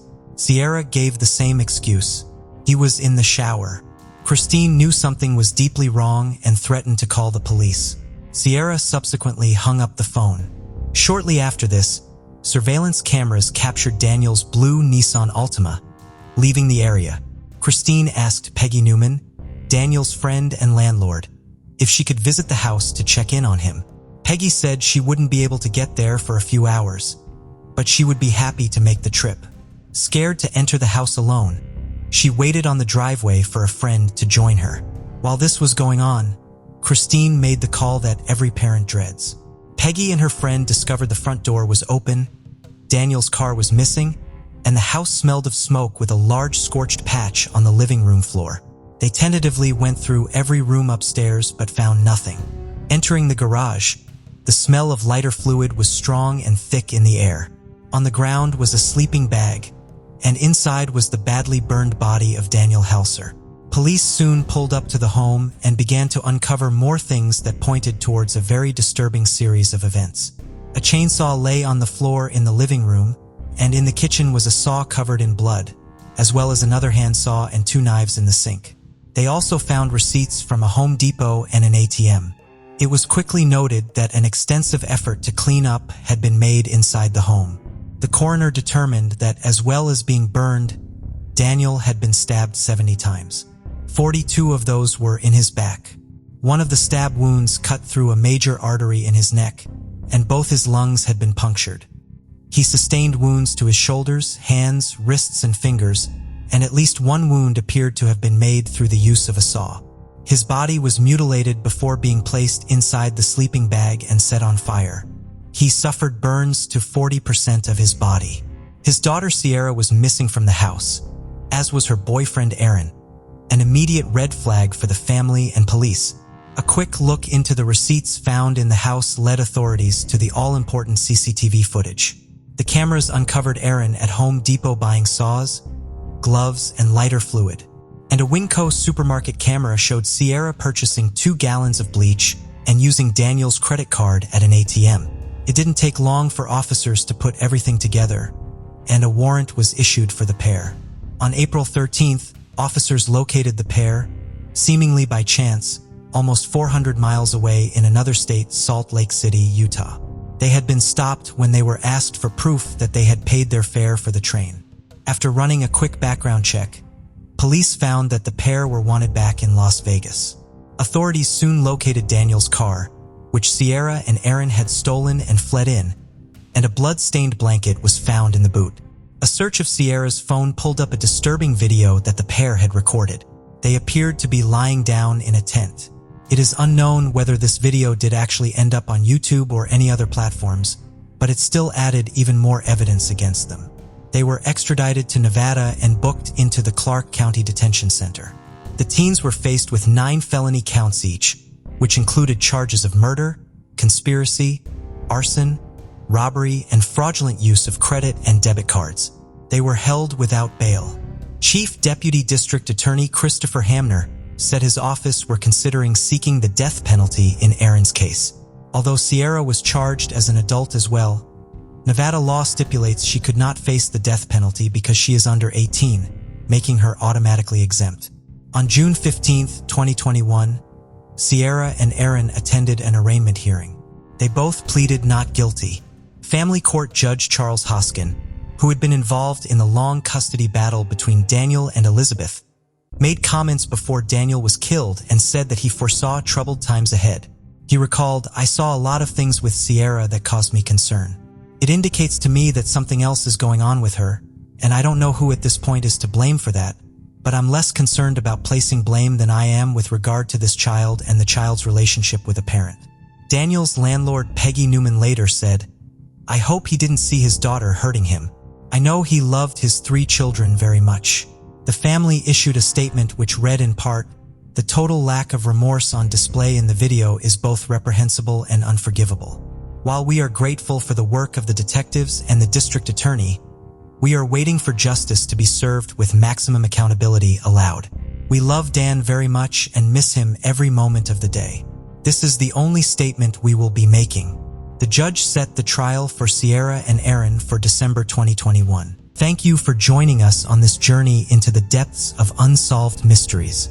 Cold cases not only challenge our understanding of the past, but also ignite our curiosity and determination for answers. Remember to subscribe to stay updated on our latest investigations. And if you have any information regarding the cases we've covered, don't hesitate to reach out. Together, we can shed light on the shadows of the past and bring closure to those who seek it. Until next time, stay vigilant, stay curious, and never stop seeking the truth.